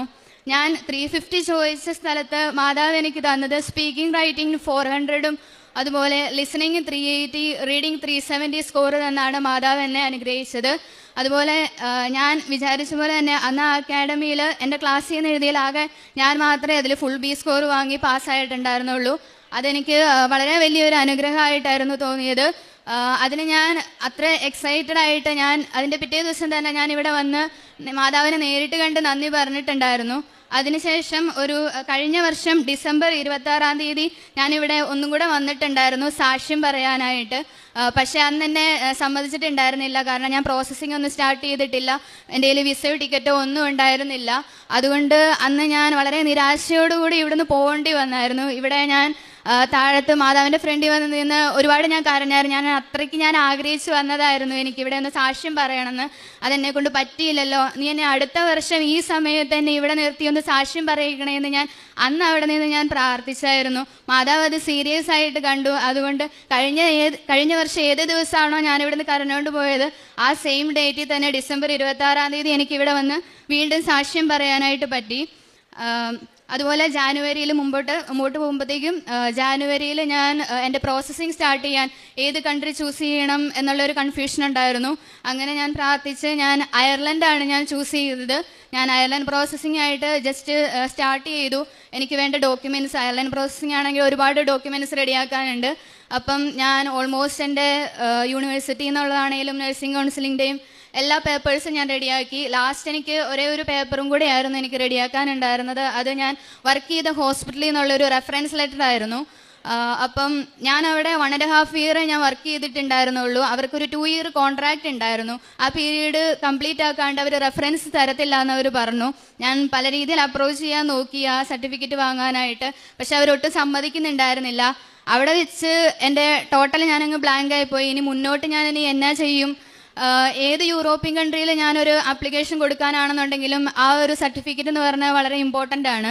എനിക്ക് ഇപ്പോൾ UK ആണെന്നുണ്ടെങ്കിലും ഓസ്ട്രേലിയ ആണെന്നുണ്ടെങ്കിലും ഏത് കൺട്രിയിൽ കൊടുക്കണം എന്നുണ്ടെങ്കിലും ആ ഒരു സർട്ടിഫിക്കറ്റ് എന്ന് പറഞ്ഞാൽ വളരെ ഇമ്പോർട്ടൻ്റ് ആയിരുന്നു. അപ്പോൾ അവിടെ വെച്ച് എൻ്റെ മുമ്പോട്ടുള്ള പ്ലാനിങ് എല്ലാം അങ്ങ് ക്വസ്റ്റ്യൻ മാർക്കായിപ്പോയി. ഇനി ഞാൻ മുമ്പോട്ട് എന്ത് ചെയ്യും എന്നുള്ള കാര്യത്തിൽ എനിക്കൊരു ഡൗട്ടായിപ്പോയി. അങ്ങനെ ഞാൻ പല ഏജൻസികളിൽ അപ്രോച്ച് ചെയ്തു. കാണുന്ന എല്ലായിടത്തും ഞാൻ റിയാക്ഷൻ ഇടുമായിരുന്നു. പല സ്ഥലങ്ങളിലോട്ടുള്ള റിക്രൂട്ട്മെൻറ്റിനോ ഒക്കെ ഞാൻ അന്വേഷിക്കുമായിരുന്നു. പക്ഷേ എല്ലായിടത്തും ചോദിക്കുമ്പോഴത്തേക്കും മിനിമം ഒരു 5 lakhs 6 lakhs എബവ് ആണ് എല്ലായിടത്തും സർവീസ് ചാർജും ടോട്ടൽ ഓൾ ഓവർ പ്രോസസ്സിങ്ങിനൊക്കെ റേറ്റ് വരുന്നത്. അതും ഒരു പ്രശ്നം തന്നെയായിരുന്നു. അങ്ങനെ ഞാൻ എന്ത് ചെയ്യും? മാതാവിനോട് ഞാൻ പ്രാർത്ഥിച്ചു, മാതാവേ മുന്നോട്ട് എനിക്ക് എന്നാ ചെയ്യേണ്ടതെന്ന് എനിക്കറിയത്തില്ല. മാതാവ് തന്നെ എനിക്കൊരു സ്ഥലം കാണിച്ചതാണ്. പക്ഷെ മാതാവ് തന്നെ ഈ റിസൾട്ട് വെച്ച് തന്നെ എനിക്ക് എവിടെയെങ്കിലും പോയേ പറ്റുള്ളൂ. ആ റിസൾട്ട് എനിക്ക് ഇവിടെ വന്ന് പറയണം. അതിന് ആപ്റ്റായിട്ടുള്ള ഒരു കൺട്രി എനിക്ക് കാണിച്ചു തരണേന്ന് ഞാൻ മാതാവിനോട് പ്രാർത്ഥിച്ചായിരുന്നു. അങ്ങനെ ഞാൻ പല പല ഏജൻസികളിൽ അയക്കുന്ന കൂട്ടത്തിൽ ഞാനൊരു റിക്രൂട്ട്മെൻറ്റ് ഞാൻ പഠിച്ച അക്കാഡമിയുടെ ഒരു അഡ്വർടൈസ്മെൻറ്റ് ഞാനിങ്ങനെ കാണാനായിട്ടിടയായി.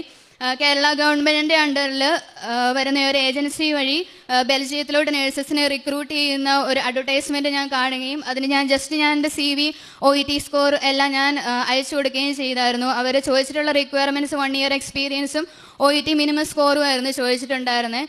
ഞാൻ എൻ്റെ സ്കോർ ഡീറ്റെയിൽസും അതുപോലെ CV എല്ലാം അവർക്ക് അയച്ചു കൊടുത്തു.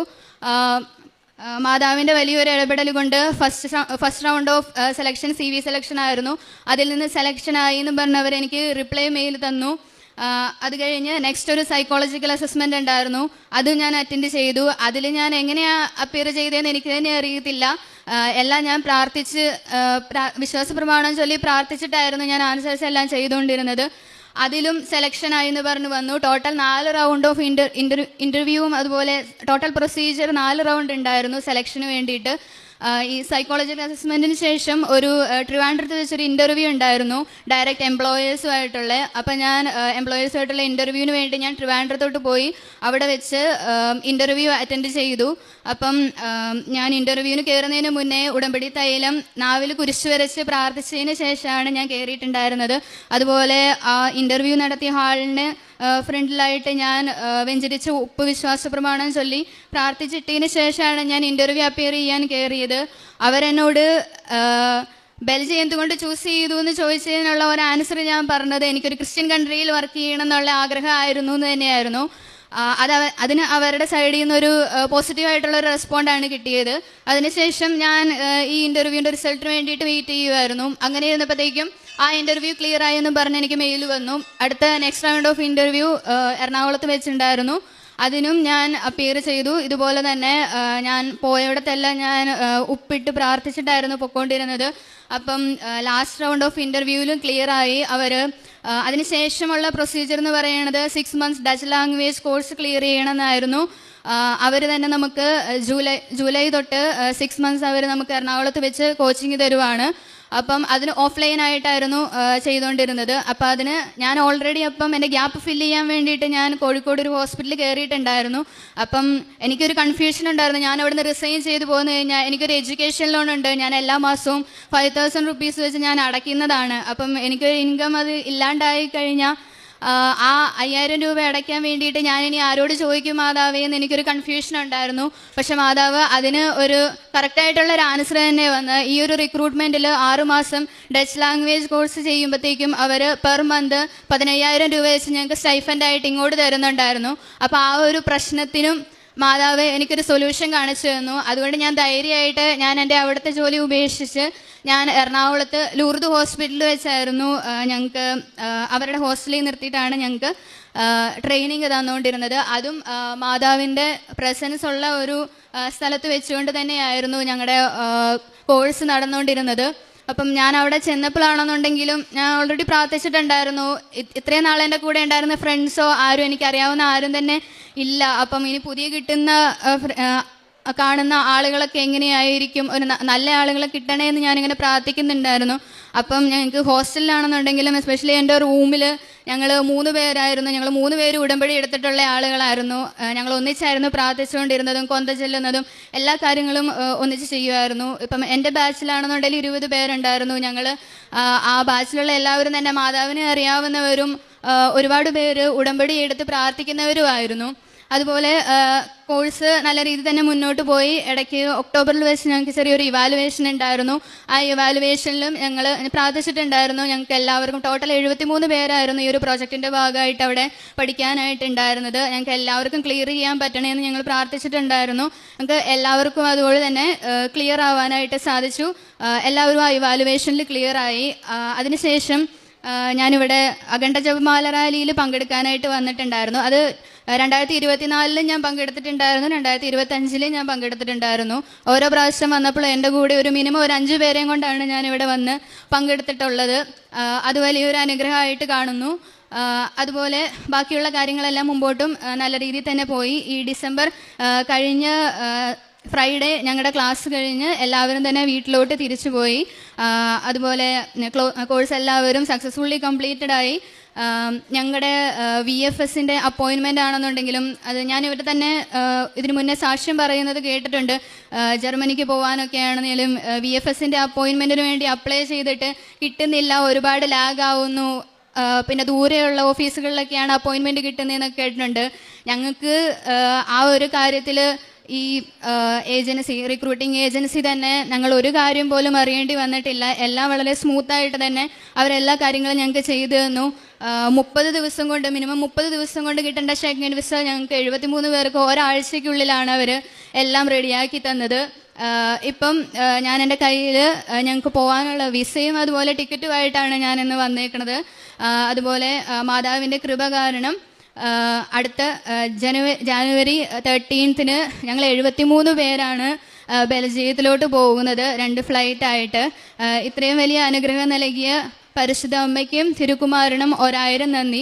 കാരണം എനിക്കറിയാം ഇത് എത്ര വളരെ ഇമ്പോർട്ടൻ്റ് ആണെന്നുള്ള കാര്യം എനിക്കറിയാം. മാതാവി ചെയ്തു തന്നിരിക്കുന്ന ഈ ഒരു അനുഗ്രഹം എത്ര നന്ദി പറഞ്ഞാലും മതിയാവത്തില്ല.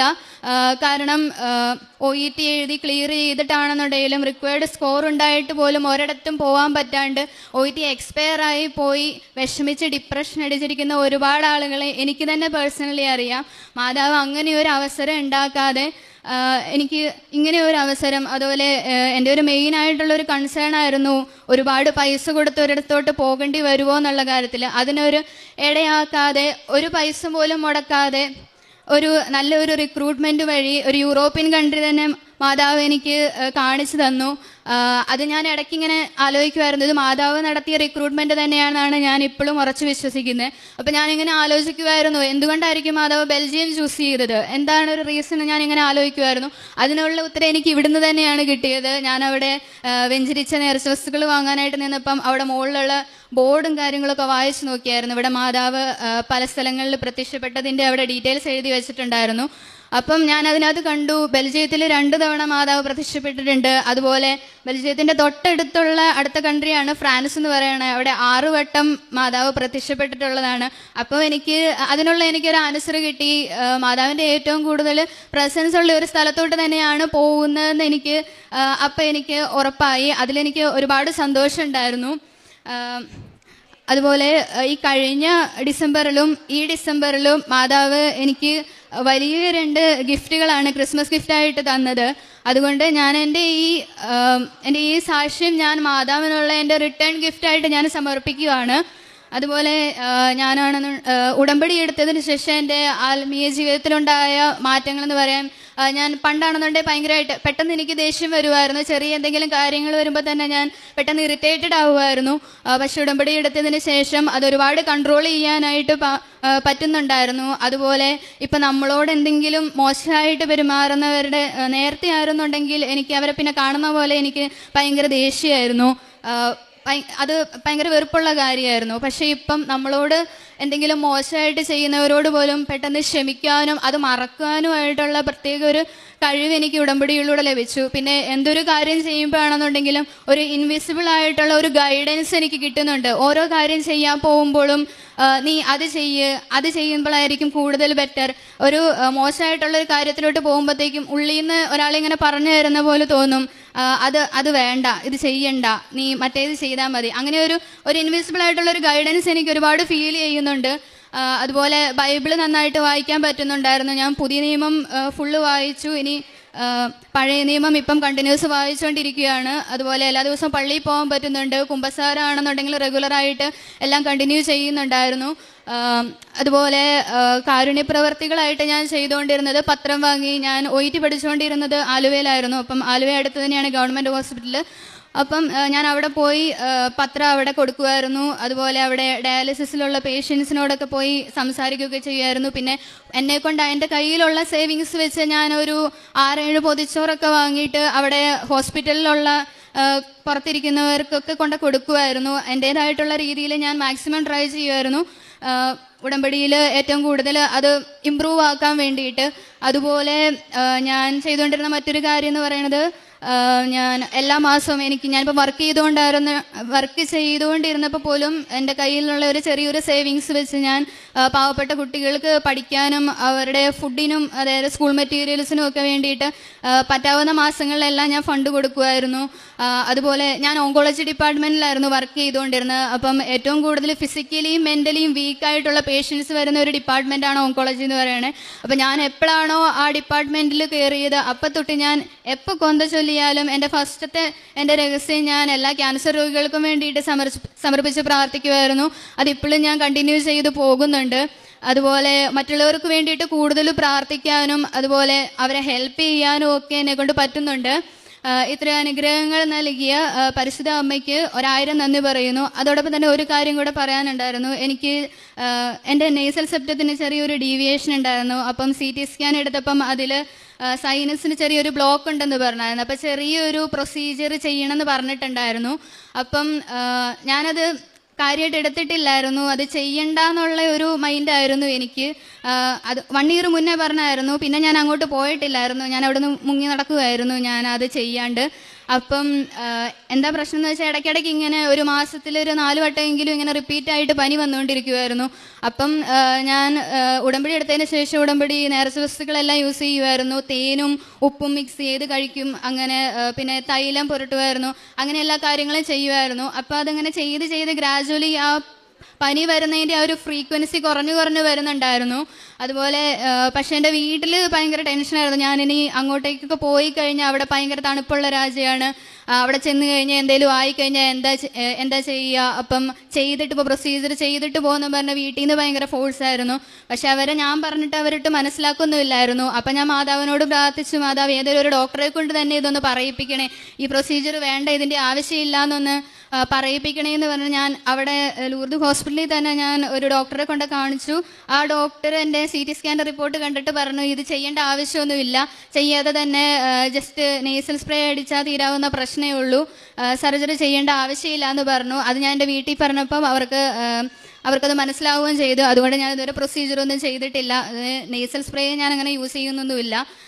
ഇത്രയധികം അനുഗ്രഹങ്ങൾ നൽകിയ പരിശുദ്ധ അമ്മയ്ക്കും തിരുക്കുമാരനും 1000 നന്ദി പറയുന്നു. ഞാൻ ആദ്യം ഒരു ഉടമ്പടി എടുത്തിട്ട് നിർത്താമെന്നുള്ള രീതിയിൽ വന്ന ഞാനിപ്പോൾ 5ാമത്തെ ഉടമ്പടി പുതുക്കിയിട്ടാണ് നിൽക്കുന്നത്.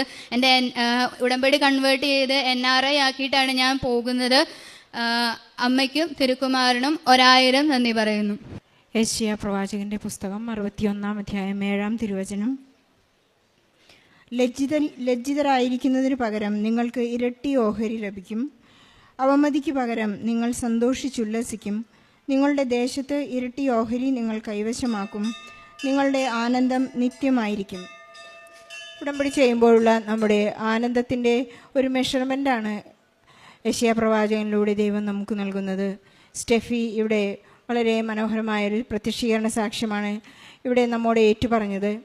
ഉടമ്പടി പ്രാർത്ഥനയിലെ ഒരു വലിയ പ്രത്യേകതയാണ് പരിശുദ്ധ അമ്മ തന്നെ നമുക്ക് ഡേറ്റ് ഇട്ട് പ്രാർത്ഥിക്കാനുള്ള ഒരു സഹായം, ഒരു മധ്യസ്ഥം നമുക്ക് നൽകുന്നത്. പരിശുദ്ധ അമ്മ നമുക്ക് വേണ്ടി മധ്യസ്ഥം ഉപേക്ഷിക്കുമ്പോൾ നമുക്ക് കൃത്യമായി എവിടെ എത്തിച്ചേരണം, എന്ന് എത്തിച്ചേരണം, എന്ത് ചെയ്യണം എന്നുള്ളതിൻ്റെ ഒരു കൃത്യമായ ഒരു ദിവസം, ഒരു ഡേറ്റ് പരിശുദ്ധ അമ്മ ഒരുപാട് മക്കൾക്കാണ് ഉടമ്പടി എടുത്ത് പ്രാർത്ഥിക്കുന്നവർക്ക് നൽകുന്നത്. സ്റ്റെഫി പ്രാർത്ഥിച്ചുകൊണ്ടിരുന്നപ്പോൾ സ്റ്റെഫിയുടെ മുന്നോട്ടുള്ള ഒരു പ്രൊസീജിയറിന് വേണ്ടി എന്ത് ചെയ്യണമെന്ന് ചോദിച്ചപ്പോൾ സ്റ്റെഫിക്ക് ലഭിച്ച ഡേറ്റാണ് December 7. മറ്റുള്ളവരെല്ലാവരും തന്നെ സ്റ്റെഫിയെ ഡിസ്കറേജ് ചെയ്തു. ആ ഡേറ്റ് നീ എടുത്ത് ആ പ്രൊസീജിയർ തുടങ്ങുകയാണെങ്കിൽ നിനക്കൊരു പക്ഷേ നിൻ്റെ വിസ പ്രോസസ്സിങ് നടക്കില്ല, അതൊരു പക്ഷേ ലാഗ് ചെയ്യാൻ സാധ്യതയുണ്ട്. പക്ഷേ പരിശുദ്ധ അമ്മ കൊടുത്ത ആ ഡേറ്റ് ആയതുകൊണ്ട് പരിശുദ്ധ അമ്മയുടെ പ്രത്യക്ഷീകരണ ദിവസമാണ് December 7 എന്നുള്ളത്. എത്ര പേര് സ്റ്റെഫിയെ ഡിസ്കറേജ് ചെയ്തിട്ടും അതിലുറച്ചു നിന്നുകൊണ്ട് മുന്നോട്ട് പോയ ഒരു വലിയ നല്ല സാക്ഷ്യമാണ് സ്റ്റെഫി ഇപ്പോൾ പറഞ്ഞത് നമ്മോട്. സ്റ്റെഫി ആഗ്രഹിച്ചതെല്ലാം ഈശോ പരിശുദ്ധ അമ്മ മാധ്യസ്ഥം അപേക്ഷിച്ചപ്പോൾ സ്റ്റെഫിക്ക് എല്ലാം ലഭിച്ചിട്ടുണ്ട്. സ്റ്റെഫി പറയുകയുണ്ടായി, ഇതെൻ്റെ ഒരു റിട്ടേൺ ഗിഫ്റ്റാണ് പരിശുദ്ധ അമ്മയ്ക്ക്. നാം കാണാറുണ്ട് വിവാഹങ്ങൾ നടക്കുമ്പോഴോ അല്ലെങ്കിൽ ബർത്ത്ഡേ സമ്മാനങ്ങളൊക്കെ സെലിബ്രേഷൻ കഴിയുമ്പോൾ ആ വ്യക്തി തന്നെ ഒരു റിട്ടേൺ ഗിഫ്റ്റ് കൊടുക്കാറുള്ളത് പോലെ ഇന്ന് ആദ്യം തന്നെ സാക്ഷ്യം പറയുമ്പോൾ തന്നെ പരിശുദ്ധ അമ്മയ്ക്ക് ഈശോയ്ക്കും ഒരു റിട്ടേൺ ഗിഫ്റ്റ് കൊടുത്തിട്ടാണ് ഇനിയുള്ള NRI ഉടമ്പടി ജീവിതം സ്റ്റെഫി തുടങ്ങാൻ പോകുന്നത്. എത്ര തന്നെ ഫിനാൻഷ്യൽ ക്രൈസിസ് ഉണ്ടായാലും പരിശുദ്ധ അമ്മയെ അതിനെ വളരെയധികം കയ്യിലെടുത്തുകൊണ്ട് മാനേജ് ചെയ്യാനുള്ള ഗവൺമെൻറ് നിയമങ്ങളെല്ലാം കമ്പ്യൂട്ടറിലൂടെയും ഇൻ്റർനെറ്റിലൂടെയും മകളെ അറിയിച്ചതായി മകൾ ഏറ്റുപറയുകയായിരുന്നു. നമുക്കറിയാം, നമ്മുടെ അയോഗ്യതകളിലൂടെ നാം കടന്നു പോകുമ്പോൾ പരിശുദ്ധ അമ്മ ഈശോയിൽ നിന്ന് കൃപ നമുക്ക് പ്രാപിച്ചു തരുന്നതായിട്ടാണ് ഈ സാക്ഷ്യത്തിലൂടെ നാം കണ്ണോടിച്ചു നോക്കുന്നത്. സ്റ്റെഫിക്ക് എത്ര തന്നെ സാങ്കേതിക തടസ്സങ്ങളുണ്ടായാലും വളരെ ഉറച്ച ഒരു ബോധ്യം, ഉടമ്പടി എടുത്തവർക്ക് പരിശുദ്ധ അമ്മ കൂടെ ഉണ്ടാകും. എല്ലാ സ്വപ്ന ദർശനങ്ങളിലും പ്രാർത്ഥനകളിലും തൻ്റെ നിരന്തരമായ എല്ലാ പ്രേക്ഷിത പ്രവർത്തനങ്ങളിലും കാരുണ്യ പ്രവൃത്തികളിലുമെല്ലാം താൻ എത്ര തന്നെ ചെറുതെന്ന് വിചാരിക്കുന്നതെല്ലാം തന്നെ ഈശോ അത് വലിയ ഒരു അക്കൗണ്ടായി കണ്ടിട്ടാണ് ഈ മകളെ ഇന്ന് വളരെയധികം ഉയർത്തിയിരിക്കുന്നത്. ജർമ്മൻ ലാംഗ്വേജ് പഠിച്ച് ഒരുങ്ങിക്കഴിഞ്ഞപ്പോഴാണ് മറ്റൊരു യൂറോപ്യൻ കൺട്രിയിലേക്ക് പോകാൻ, ബെൽജിയത്തിലേക്ക് പോകാൻ ഡച്ച് ലാംഗ്വേജ് കൂടി പഠിച്ചൊരുങ്ങാനുള്ള ഒരു വലിയ കൃപ ഈ മകൾക്ക് ലഭിക്കുന്നത്. മകൾ പറയുകയുണ്ടായി, കണ്ടുമുട്ടിയവരെല്ലാം തന്നെ വലിയ ഉടമ്പടി എടുത്ത് പ്രാർത്ഥിച്ച 73 പേർ ഉടമ്പടി എടുത്തിരുന്നവർ 2 ഫ്ലൈറ്റിലായിട്ട് ജനുവരി 13-ാം തീയതി ഇവിടുന്ന് പോവുകയാണ്, വിദേശത്തേക്ക് പോവുകയാണ്. പരിശുദ്ധ അമ്മ നൽകിയിട്ടുള്ള എല്ലാ അനുഗ്രഹങ്ങൾക്കും ഈ മകൾ വളരെയധികം NRI ചെയ്തിട്ടാണ്, പേപ്പർ ഉടമ്പടി പത്രം കൺവേർട്ട് ചെയ്തിട്ടാണ് ഈ മകൾ വിദേശത്തേക്ക് പോകുന്നത്. അതിനർത്ഥം എൻ്റെ ഉടമ്പടി ഞാൻ എന്നും ശാശ്വതമായി ഈശോയോടും പരിശുദ്ധ അമ്മയോടും കൂടി ആയിരിക്കും എന്നുള്ള വലിയ ഒരു ഉറപ്പാണ് ഈ മകൾക്ക്. എന്തു തന്നെ സംഭവിച്ചാലും ഉടമ്പടിയിലൂടെ നീങ്ങുന്നവർക്ക് തൻ്റെ സ്വഭാവത്തിലുള്ള വ്യത്യാസങ്ങൾ, തൻ്റെ ജീവിത രീതിയിലുള്ള ചിട്ടകൾ, ക്രമങ്ങൾ, ആപത്തിലുള്ള രക്ഷ എല്ലാം ഈശോ തന്നെ നമ്മെ സ്വയമായി ഏറ്റെടുക്കുകയാണ്. വിശുദ്ധ കുർബാനയിലൂടെയും വിശുദ്ധ കുമ്പസാരത്തിലൂടെയും വചനവായനയിലൂടെയും ഈ മകൾക്ക് ലഭിച്ചിട്ടുള്ള പരിശുദ്ധ അമ്മയുടെ സംരക്ഷണവും പരിശുദ്ധാത്മാവിൻ്റെ അഭിഷേകവും നമുക്കും എല്ലാവർക്കും മാതൃകയാക്കാവുന്നതാണ്. ഈശോയ്ക്കും പരിശുദ്ധ അമ്മയ്ക്കും സ്റ്റെഫിക്കും കുടുംബത്തിന് ലഭിച്ച എല്ലാ അനുഗ്രഹങ്ങൾക്കും നല്ലൊരു കയ്യടി നൽകി സാക്ഷി നമുക്ക് സമർപ്പിക്കാം. പരിശുദ്ധ അമ്മയ്ക്കും ഈശോയ്ക്കും 1000 നന്ദി പറയുന്നു. എൻ്റെ പേര് ജോസ് സണ്ണി. ഞാൻ തൃശ്ശൂർ ജില്ലയിലെ കല്ലേറ്റുംകരയിൽ നിന്ന് വരുന്നു. എൻ്റെ കൂടെയുള്ളത് എൻ്റെ അപ്പച്ചൻ സണ്ണി വൈലിക്കോടത്ത്, അമ്മ അൽഫോൺസ സണ്ണി. ഇരിഞ്ഞാലക്കുട രൂപതയിലെ കല്ലേറ്റുംകര ഉണ്ണിമിശിഹ ഇടവകയിൽ നിന്ന് വരുന്നു. കൃപാസനത്തെക്കുറിച്ചും പരിശുദ്ധ അമ്മയുടെ പ്രത്യക്ഷീകരണത്തെക്കുറിച്ചും നമ്മുടെ ഫ്രണ്ട്സും റിലേറ്റീവ്സും ഇടവകയിലുള്ളവരൊക്കെ പറഞ്ഞറിഞ്ഞിട്ടുണ്ടെങ്കിലും ഇവിടെ വരാൻ സാധിച്ചത് 2025 ജൂലൈ മാസത്തിലാണ്. ഞാൻ ഇരിഞ്ഞാലക്കുട ഒരു കോളേജിലെ ഫിസിക്സ് സെൽഫ് ഫൈനാൻസിങ് ഡിപ്പാർട്ട്മെൻറ്റിൽ അസിസ്റ്റൻറ്റ് പ്രൊഫസറായിട്ട് 2020 മുതൽ വർക്ക് ചെയ്ത് വരികയായിരുന്നു. അന്ന് മുതൽ PhD ചെയ്യണമെന്നുള്ളൊരാഗ്രഹം ഉണ്ടായിരുന്നു. ഇപ്പോൾ പല യൂണിവേഴ്സിറ്റികളുടെ എൻട്രൻസുകളും ഇൻ്റർവ്യൂകളൊക്കെ അറ്റൻഡ് ചെയ്തിരുന്നു. പക്ഷേ ഒന്നും സെലക്ട് ആയിരുന്നില്ല. അതിനുശേഷം ജൂലൈ മാസത്തിൽ 14-ാം തീയതി ഇവിടെ വന്ന് ഉടമ്പടി എടുത്തു. തുടർന്ന് 3 മാസം കഴിഞ്ഞപ്പോൾ 90 ദിവസം കഴിഞ്ഞപ്പോൾ ഉടമ്പടി പുതുക്കിയതിന് ശേഷം എൻട്രൻസ് എഴുതി നമ്മുടെ ആന്ധ്രാപ്രദേശിലുള്ള SRM യൂണിവേഴ്സിറ്റിയുടെ PhDയുടെ എൻട്രൻസ് എഴുതി. അതിനുശേഷം അവിടെ പോയി ഇൻ്റർവ്യൂ അറ്റൻഡ് ചെയ്തു. പരിശുദ്ധ അമ്മയുടെ വലിയ മധ്യസ്ഥതയിൽ സഹായത്താൽ ഇൻ്റർവ്യൂ പാസ്സായി. ഈ വരുന്ന ജനുവരി 15-ന് അവിടെ ജോയിൻ ചെയ്യാനായിട്ട് ഓഫർ ലെറ്റർ വന്നു. പരിശുദ്ധ അമ്മയുടെ പ്രത്യേക മധ്യസ്ഥതയാൽ എക്സാം എഴുതിയപ്പോൾ ഇവിടുത്തെ ഉടമ്പടി കാശുരൂപം കയ്യിൽ പിടിച്ചുകൊണ്ടാണ് എക്സാം എഴുതിയിരുന്നത്. മുമ്പും എക്സാം എഴുതിയിട്ടുണ്ടെങ്കിലും പാസ്സായിട്ടുണ്ടെങ്കിലും പാസ്സാവാതിരുന്ന അവസരങ്ങളും ഉണ്ടായിട്ടുണ്ടായിരുന്നു. അപ്പോഴൊന്നും PhDയുടെ അഡ്മിഷൻ ശരിയായിരുന്നില്ല. തുടർന്ന് കഴിഞ്ഞ മാസത്തിൽ ആന്ധ്രാപ്രദേശിലെ അമരാവതിയിലുള്ള യൂണിവേഴ്സിറ്റിയിൽ പോയപ്പോൾ നമ്മുടെ ഉടമ്പടി വസ്തുവായ വെഞ്ചരിച്ച് ഉപ്പ് കൊണ്ടുപോയിട്ട് യൂണിവേഴ്സിറ്റിയിൽ അവിടെ ഇട്ടിട്ട് പ്രാർത്ഥിച്ചു. ഇത് ഈശോയുടെ ഹിതമാണെങ്കിൽ പരിശുദ്ധ അമ്മയുടെ മധ്യസ്ഥതയാൽ ടൈം ഷോർട്ടൻ ചെയ്ത് not by merit but by ഗ്രേസിൽ ഇത് തന്നനുഗ്രഹിക്കണമേ എന്ന് അമ്മയോട് പറഞ്ഞു. ഇത് ഈശോയുടെ ഹിതമല്ലെങ്കിൽ മറ്റൊരു വഴി തുറന്നു തരണമേ എന്ന് പ്രാർത്ഥിച്ചുകൊണ്ടാണ് ഇൻ്റർവ്യൂ അറ്റൻഡ് ചെയ്തത്. പരിശുദ്ധ അമ്മയുടെ പ്രത്യേകമായ മധ്യസ്ഥതയാൽ സഹായത്താൽ 5 വർഷമായിട്ട് 2020 മുതൽ ശ്രമിച്ചുകൊണ്ടിരുന്നിട്ട് ശരിയാവാതിരുന്ന അഡ്മിഷൻ ഈ ഒരു 90 ദിവസത്തിൽ ഉടമ്പടി പുതുക്കിയതിന് ശേഷം പരിശുദ്ധ അമ്മ നൽകിക്കൊണ്ട് അനുഗ്രഹിച്ചു. PhD ചെയ്യാനും ഉള്ള അനുഗ്രഹം നൽകി അനുഗ്രഹിച്ചു. ജനുവരി 15-ന് ഇപ്പോൾ ജോലി ചെയ്യുന്ന കോളേജിൽ നിന്ന് റിസൈൻ ചെയ്ത് അമരാവതിയിലുള്ള SRM യൂണിവേഴ്സിറ്റിയിലേക്ക് പോവുകയാണ്. മറ്റൊരു ഉടമ്പടി സാക്ഷ്യമെന്ന് പറയുന്നത് എൻ്റെ അപ്പച്ചന് 5 മാസമായിട്ട് ജോലിയില്ലാതിരിക്കുകയായിരുന്നു. ഇവിടെയുള്ള ഒക്ടോബർ മാസത്തിൽ നടക്കുന്ന അഖണ്ഡ ജപമാല റാലിയിലേക്ക് വരാമെന്ന് തീരുമാനിച്ച അപ്പോൾ തന്നെ അപ്പച്ചന് പുതിയൊരു ജോലി തന്ന് അനുഗ്രഹിച്ചു. അഖണ്ഡ ജപമാല റാലിയിൽ വന്ന് പ്രാർത്ഥിക്കുവാനും പരിശുദ്ധമ്മ ജീവനോടെ പ്രത്യക്ഷപ്പെട്ട ഈ അൾത്താരയിൽ ഡിസംബർ 7-ാം തീയതി വന്ന് പ്രാർത്ഥിക്കുവാനും പരിശുദ്ധമ്മ അനുഗ്രഹിച്ചു. പരിശുദ്ധമ്മയുടെ മധ്യസ്ഥതയിലൂടെ ചെറുതും വലുതുമായ നിരവധി അനുഗ്രഹങ്ങൾ നൽകിക്കൊണ്ടിരിക്കുന്നു. നമ്മൾ ഏതൊരു കാര്യം ചെയ്യുന്നതിന് മുമ്പ് അമ്മയോട് പറഞ്ഞ് ഇതിങ്ങനെ ചെയ്യാണ്, ഇത് ദൈവഹിതമാണെങ്കിൽ ലഭിക്കട്ടെ എന്ന് പ്രാർത്ഥിച്ചുകൊണ്ട് ചെയ്യാനും, പരിശുദ്ധമ്മയോട് ചേർന്ന് വിശുദ്ധ കുർബാനയിൽ കുറച്ചും കൂടിയും നന്നായി പങ്കെടുക്കുവാനും, കുടുംബ പ്രാർത്ഥനയിലും അതുപോലെ തന്നെ ഉടമ്പടി നിബന്ധനകളായ രോഗി സന്ദർശനം, മറ്റുള്ളവരെ സഹായിക്കുന്നതും ഒക്കെ ചെയ്യാനായിട്ട് സാധിച്ചു. ഉടമ്പടിയിലൂടെ ആത്മീയമായിട്ട് കൂടുതൽ വളരുവാനായിട്ട് സാധിച്ചു. ആത്മീയ ജീവിതത്തിനൊരു കൂടുതൽ കുറച്ചും കൂടിയും കൂടിയ ഒരു ടൈം ടേബിൾ, ഒരു ക്രമം വരുന്നതായിട്ട് മനസ്സിലായി. നമ്മുടെ രാവിലെ 5:30-ക്കുള്ള ഡെയിലി ബ്രെഡ് കൂടിക്കൊണ്ട് പരിശുദ്ധ അമ്മയുടെ പ്രത്യക്ഷീകരണ പ്രാർത്ഥന ചെല്ലുന്നതും, അരമണിക്കൂർ ബൈബിൾ വായിക്കുകയും വിശുദ്ധ കുർബാനയിൽ കുറച്ചും കൂടിയും കൂടുതൽ തീഷ്ണതയോടെ പങ്കെടുക്കാനും, ഇടവകയിലെ പ്രവർത്തനങ്ങളിൽ പങ്കെടുക്കുവാനും, കാരുണ്യ പ്രവർത്തികൾ ചെയ്യാനും, രോഗികളെ സന്ദർശിക്കാനും ഒക്കെ ഈ ഉടമ്പടിയിലൂടെ പരിശുദ്ധ അമ്മയുടെ സഹായത്താൽ കൂടുതൽ പങ്കെടുക്കുവാനും സാധിച്ചു. പരിശുദ്ധ അമ്മയിലൂടെ, കൃപാസനം പ്രസാദപരനാഥയിലൂടെ ജീവിതത്തിൽ ലഭിച്ച എല്ലാ അനുഗ്രഹങ്ങൾക്കും ഞങ്ങൾ കുടുംബം ഒന്നിച്ച് നന്ദി പറയുന്നു. പരിശുദ്ധ അമ്മയ്ക്കും ഈശോയ്ക്കും 1000 കോടാനുകോടി നന്ദി പറഞ്ഞുകൊണ്ട് ഈ സാക്ഷ്യം സമർപ്പിക്കുന്നു. ദൈവമായ കർത്താവിൻ്റെ ശക്തമായ പ്രവൃത്തികളുടെ സാക്ഷിയായി ഞാൻ വരും. ഞാൻ അങ്ങയുടെ മാത്രം നീതിയെ പ്രകീർത്തിക്കും. ദൈവമേ, ചെറുപ്പം മുതൽ എന്നെ അങ്ങ് പരിശീലിപ്പിച്ചു. ഞാനിപ്പോഴും അങ്ങയുടെ അത്ഭുത പ്രവൃത്തികൾ പ്രഘോഷിക്കുന്നു. സങ്കീർത്തനം 71:16-17. ദൈവമായ കർത്താവിൻ്റെ ശക്തമായ പ്രവൃത്തികളുടെ സാക്ഷിയായി ഞാൻ വരും. ദൈവത്തിൻ്റെ ശക്തമായ പ്രവൃത്തിയുടെ ഒരു സാക്ഷ്യമായിട്ടാണ് ജോസ് സണ്ണി എന്ന മകനും കുടുംബവും നമ്മളുടെ സമീപത്ത് പരിശുദ്ധ അമ്മയുടെ സാക്ഷിയായിട്ട് നിൽക്കുന്നത്. സ്വന്തം ശക്തിയിലോ കഴിവിലോ അല്ല, ദൈവത്തിൻ്റെ ശക്തിയിലും നീതിയിലുമാണ് നാം ജീവിക്കുന്നത്. ഉടമ്പടി ജീവിതത്തിൽ തൻ്റെ ജീവിതത്തിൽ സംഭവിച്ച എല്ലാറ്റിൻ്റെയും പിന്നിൽ ഈശോയുടെയും അമ്മയുടെയും ഒരു വലിയ കരം ഉണ്ട് എന്ന് ഉറക്കെ പറയുന്നതാണ് ഉടമ്പടി സാക്ഷ്യം. അത് പറയുവാനും മറ്റുള്ളവരെ അറിയിക്കാനും ലോകത്തോട് ഷെയർ ചെയ്യാനുമാണ് ഈ മക്കൾ ഇന്നിവിടെ വന്നിരിക്കുന്നത്. ചെറുപ്പകാലം മുതലേ ക്രിസ്തീയ ജീവിതത്തിൽ പഠിപ്പിക്കുകയും മക്കളെ നല്ല മൂല്യങ്ങൾ പറഞ്ഞു കൊടുത്ത് മുന്നോട്ട് കൊണ്ടുവന്ന ഒരു കുടുംബമാണ്. പ്രാർത്ഥനയിൽ ജീവിച്ച ഒരു കുടുംബം.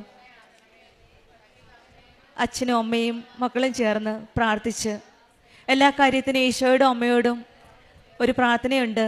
അവരെപ്പോഴും പറഞ്ഞാണ്, റിപ്പീറ്റ് ചെയ്താണ്, ഇത് ദൈവഹിതമാണെങ്കിൽ നടക്കട്ടെ എന്ന്. അതാണ് നമ്മൾക്ക് ഇപ്പോൾ കേൾക്കുവാൻ സാധിച്ചത്. ഈ മകൻ ഒരു പ്രസ്റ്റീജിയസ് കോളേജിൽ അസിസ്റ്റൻ്റ് പ്രൊഫസറായിട്ട് ഡിപ്പാർട്ട്മെൻറ്റ് ഓഫ് ഫിസിക്സിൽ സെൽഫിൽ ജോലി ചെയ്യുന്ന ഒരു മകനാണ്. 5 വർഷമായിട്ട് PhD ചെയ്യണമെന്നുള്ള ആഗ്രഹത്തോടെ പല പ്രാവശ്യവും പല കാര്യങ്ങളും ചെയ്തു. പക്ഷെങ്കിൽ അവസാനം 5 വർഷത്തിന് ശേഷം പരിശുദ്ധ അമ്മയുടെ ഈ സന്നിധിയിൽ വന്ന് ഉടമ്പടി എടുത്തപ്പോഴാണ് ടൈം ഷോർട്ടനിങ്ങിൻ്റെ അമ്മ, സമയച്ചുരുക്കത്തിൻ്റെ അമ്മ, ഈ മകൻ ശ്രമിച്ച് 5 വർഷം 90 ദിവസത്തിനകം ഉടമ്പടി പുതുക്കിയ അന്നേരം തന്നെ ഈ മകൻ ആഗ്രഹം സാധിച്ചു കൊടുത്തത്. അപ്പോഴേ ഈ മകൻ പ്രാർത്ഥിച്ചത്, ഈശോയുടെയും അമ്മയുടെയും ഹിതമാണെങ്കിൽ നടത്തി തരണേ, അല്ലെങ്കിൽ മറ്റൊരു വഴി കാണിച്ചു തരണേ എന്നാണ്. ഉടമ്പടി വസ്തുക്കളായ കാശുരൂപവും ഉപ്പുമാണ് ഈ മകൻ ഓരോ ഇൻ്റർവ്യൂവിനും ഉടമ്പടി എടുത്തതിന് ശേഷം ഉപയോഗിച്ചത്. സമയച്ചുരുക്കത്തിൻ്റെ അമ്മയാണ് നമ്മുടെ കൂടെയുള്ളത്. എന്തും എപ്പോഴും നമുക്ക് പറയാം. നമ്മുടെ കാര്യത്തിൽ ഇടപെടുന്ന, നമ്മുടെ കാര്യത്തിൽ ശ്രദ്ധാലുവായ ഒരു അമ്മയാണ് ഈശോ നമുക്ക് തന്നിരിക്കുന്നത്. ആ അമ്മയാണ് നമ്മുടെ ഓരോ കാര്യങ്ങളും ഈശോയുടെ അടുത്തേക്ക് കൊണ്ടുപോകുന്നത്. നമുക്ക് ഉറപ്പോടെ വിശ്വാസത്തോടെ ആ അമ്മയോട് നമ്മുടെ കാര്യങ്ങളെല്ലാം വന്ന് കരഞ്ഞ് പറയാം. ആ അമ്മ എന്തായാലും ഈശോയോട് പറഞ്ഞ് അത് സാധിച്ചിരുമെന്ന് ഉടമ്പടി മക്കൾക്ക് വിശ്വസിക്കാം. ഉടമ്പടി നിബന്ധനകൾ പാലിക്കുക മാത്രമേ, അവൻ പറയുന്നത് പോലെ ചെയ്യുക മാത്രമേ അമ്മ പറഞ്ഞിട്ടുള്ളൂ. അങ്ങനെ ചെയ്യുമ്പോൾ നമുക്കും നമ്മുടെ ആഗ്രഹങ്ങളെല്ലാം ഈശോയും അമ്മയും ചേർന്ന് നിന്ന് നമ്മുടെ ജീവിതത്തിലും നടത്തി തരാമെന്ന് വിശ്വസിക്കാം. പിന്നീട് നടന്ന അച്ഛൻ്റെ ഒരു ജോലിയാണ്. അതും ഈ മക്കൾ കുടുംബത്തോടെ നിന്ന് പ്രാർത്ഥിച്ചു. സമയച്ചുരുക്കത്തിൻ്റെ അമ്മ അവിടെയും അവരുടെ കരങ്ങൾ പിടിച്ച് അവരെ മുന്നോട്ട് നയിക്കുന്നതാണ്. ഒരു ജോലി നൽകി ആ കുടുംബത്തെ മുന്നോട്ടെടുക്കുന്നതാണ്. ഈ മകൻ പ്രേക്ഷിത പ്രവർത്തനവും മറ്റു കാരുണ്യ പ്രവർത്തനങ്ങളും ചെയ്യാൻ മടിച്ചില്ല. എല്ലാത്തിനും മുൻകൈ എടുത്ത് ആ മകൻ ഉപയോഗിച്ചൊരു വാക്കാണ് തീഷ്ണത. തീഷ്ണതയാണ് ഉടമ്പടി മക്കൾക്ക് കൂടുതൽ ആവശ്യം.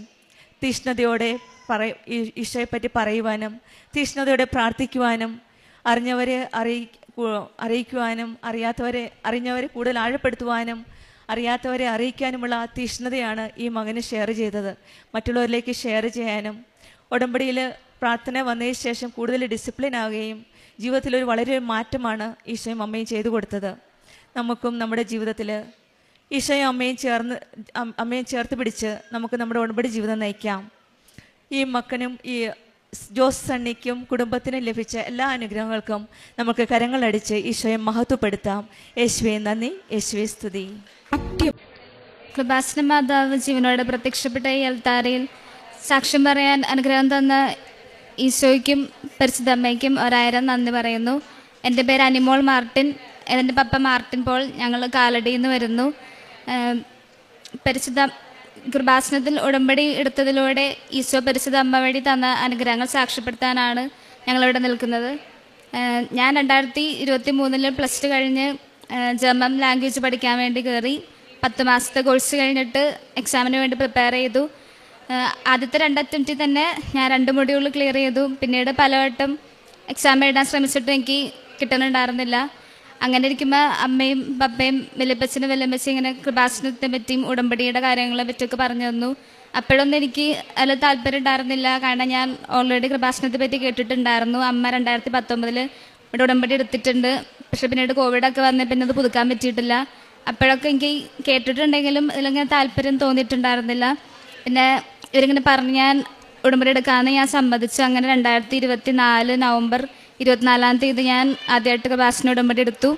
ഉടമ്പടിയുടെ കാര്യങ്ങളൊക്കെ കൃത്യമായിട്ട് പാലിച്ചു. പിന്നെ ഡിസംബർ 7 എനിക്ക് അമ്മ പ്രത്യക്ഷപ്പെട്ട ദിവസം ഒരു എക്സാം ഡേറ്റ് കിട്ടിയിരുന്നു 2 മൊഡ്യൂൾ എഴുതാൻ വേണ്ടിയിട്ട്. അന്ന് ഞാൻ പോയി കൃപാസനം നേർച്ച വസ്തുക്കളൊക്കെ ഉപയോഗിച്ച് തൈലം തേച്ചു. അവിടെ എക്സാം സെൻറ്ററിൽ ഉപ്പ് വിതറി ഞാൻ എക്സാം അറ്റൻഡ് ചെയ്തു. ആദ്യത്തെ 1 മൊഡ്യൂൾ ഞാൻ ക്ലിയർ ചെയ്തു. 3 മൊഡ്യൂൾ അങ്ങനെയായി. അപ്പോൾ ഞാൻ ആദ്യമായിട്ട് ഉടമ്പടി എടുക്കുമ്പോൾ വച്ചിരുന്ന ഒരു നിയോഗം എന്ന് പറഞ്ഞാൽ എനിക്ക് 2025 ഏപ്രിലിനുള്ളിൽ ജർമ്മനിക്ക് പോകാൻ പാകത്തിന് എന്തെങ്കിലും ആവാൻ വേണ്ടി ഒരു നിയോഗം വെച്ചിരുന്നത്. കാരണം ഞാൻ ഉടമ്പടി എടുക്കുന്നതിന് 1 മാസം മുന്നേ പ്രോസസ്സിങ്ങിന് കൊടുത്തിട്ടുണ്ടായിരുന്നെങ്കിലും എനിക്ക് അവർ ഫുൾ മൊഡ്യൂൾ ആവാണ്ട് ഇൻ്റർവ്യൂ തരത്തിലാണെന്ന് പറഞ്ഞിട്ടുണ്ടായിരുന്നു. അപ്പോൾ ഞാൻ പ്രാർത്ഥിച്ചു. അങ്ങനെ ഇരിക്കുമ്പോൾ എനിക്ക് അമ്മയുടെ അനുഗ്രഹം കൊണ്ട് ഫെബ്രുവരി മാസത്തേക്ക് അവരൊരു ഇൻ്റർവ്യൂ തരാമെന്ന് പറഞ്ഞു. അങ്ങനെ കൃപാസനം നേർച്ച വസ്തുക്കൾ ഉപയോഗിച്ച് ഞാൻ ആ ഇൻ്റർവ്യൂവിന് വേണ്ടി പ്രിപ്പയർ ചെയ്തു. ഇൻ്റർവ്യൂവിൻ്റെ അന്ന് അവിടെ ഞങ്ങൾക്ക് ഏജൻസിയിലായിരുന്നു ഇൻ്റർവ്യൂ. അവിടെ ഉപ്പ് വിതറി ഞാൻ ഇൻ്റർവ്യൂ അറ്റൻഡ് ചെയ്തു. അമ്മയുടെ അനുഗ്രഹം കൊണ്ട് എനിക്ക് ആ ഇൻ്റർവ്യൂ പാസ്സാകാൻ സാധിച്ചു. ഏപ്രിലിൽ എനിക്ക് ഓഫർ ലെറ്റർ വന്നു. ഓഗസ്റ്റ് മാസം അവിടെ കോഴ്സിന് കയറാൻ പാകത്തിന് ഓഫർ ലെറ്റർ വന്നു. പിന്നെ വിസയ്ക്കുള്ള അപ്പോയിൻമെൻറ്റ് കിട്ടാൻ വേണ്ടിയുള്ള ശ്രമത്തിലായിരുന്നു. പക്ഷേ എത്ര ശ്രമിച്ചിട്ടും കിട്ടുന്നുണ്ടായിരുന്നില്ല.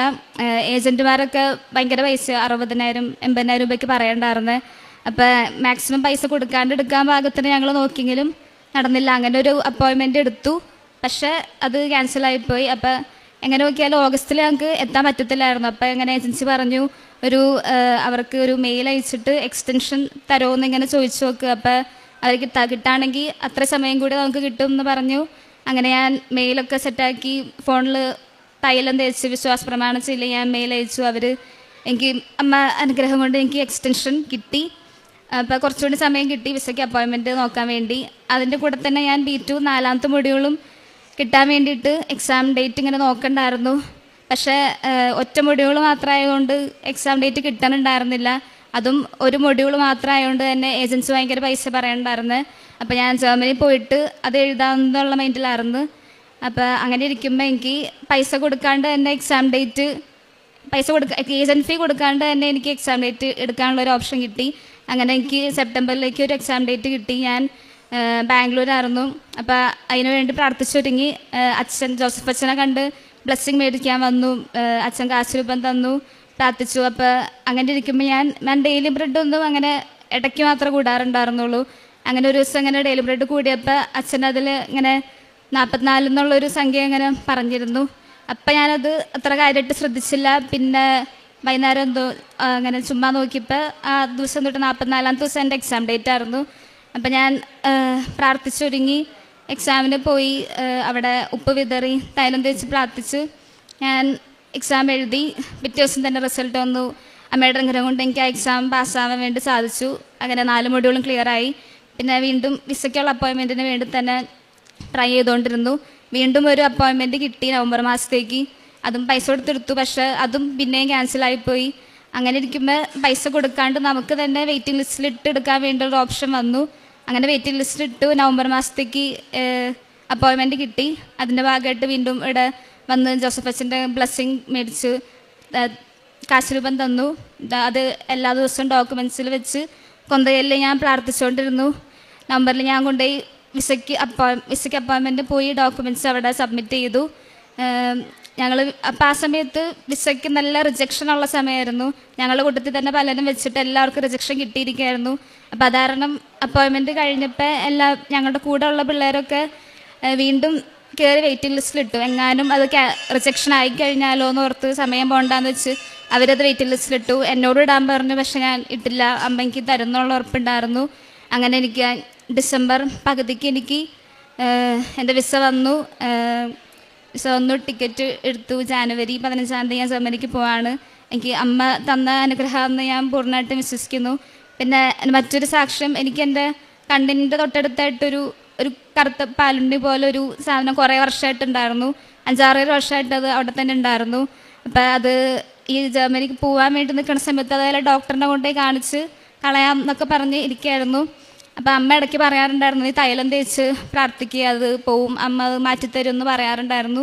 അങ്ങനെ ഞാൻ അത് ഇടയ്ക്ക് വല്ലപ്പോഴൊക്കെ തൈലം തേക്കും. ഒരു ദിവസം അങ്ങനെ ഇരിക്കുമ്പോൾ ഒരു ദിവസം അമ്മ ഒരു ചേച്ചിയുടെ സാക്ഷ്യം കേൾക്കേണ്ട ഞാൻ കണ്ടു. ഇതേ സംഭവം തന്നെ കണ്ണിൻ്റെ അടുത്ത് ഇങ്ങനെ ഇതുണ്ടായിരുന്നു. അപ്പോൾ ഡോക്ടറെ കൊണ്ടുപോയി കാണിച്ചാൽ അത് ഭയങ്കര റിസ്ക് ആയിരിക്കും എന്ന് പറഞ്ഞ കാരണം ചെയ്യാണ്ടിരിക്കുകയായിരുന്നു. അങ്ങനെ തൈലം തേച്ച് പ്രാർത്ഥിച്ചു, അത് പോയി എന്നുള്ള സാക്ഷ്യം ഞാൻ കേട്ടു. അപ്പോൾ അമ്മ പറഞ്ഞു, നീ അമ്മ മാറ്റിത്തരും, ഉറപ്പായിട്ട് മാറ്റിത്തരും എന്ന് പറഞ്ഞു. ഞാൻ അന്ന് തൈലം തേച്ചു. പിന്നെ ആ കേസ് വിട്ടുപോയി. പിന്നെ കുറച്ച് ദിവസം കഴിഞ്ഞ് പിന്നെ അമ്മ പറഞ്ഞു, ഈ തൈലം തേച്ചില്ലേ, അത് ചെയ്യുമെന്ന് പറഞ്ഞു.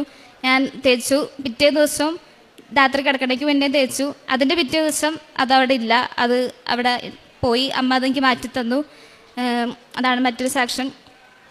ഉടമ്പടി എടുത്തത് വഴി എനിക്ക് ഒരുപാട് ആത്മീയമായിട്ട് വളരാനൊക്കെ സാധിച്ചു. ഞാൻ ഉടമ്പടി എടുക്കുന്നതിന് മുന്നേ ഒക്കെ അങ്ങനെ പള്ളിയിലൊന്നും പോകത്തില്ലായിരുന്നു. ആകെ ഞായറാഴ്ച മാത്രം പള്ളിയിൽ പോവും. പിന്നെ കുമ്പസാരമൊക്കെ ക്രിസ്മസ് ഈസ്റ്ററിന് മാത്രമൊക്കെ ആയിരുന്നു. അങ്ങനെയൊക്കെ ആയിരുന്നു.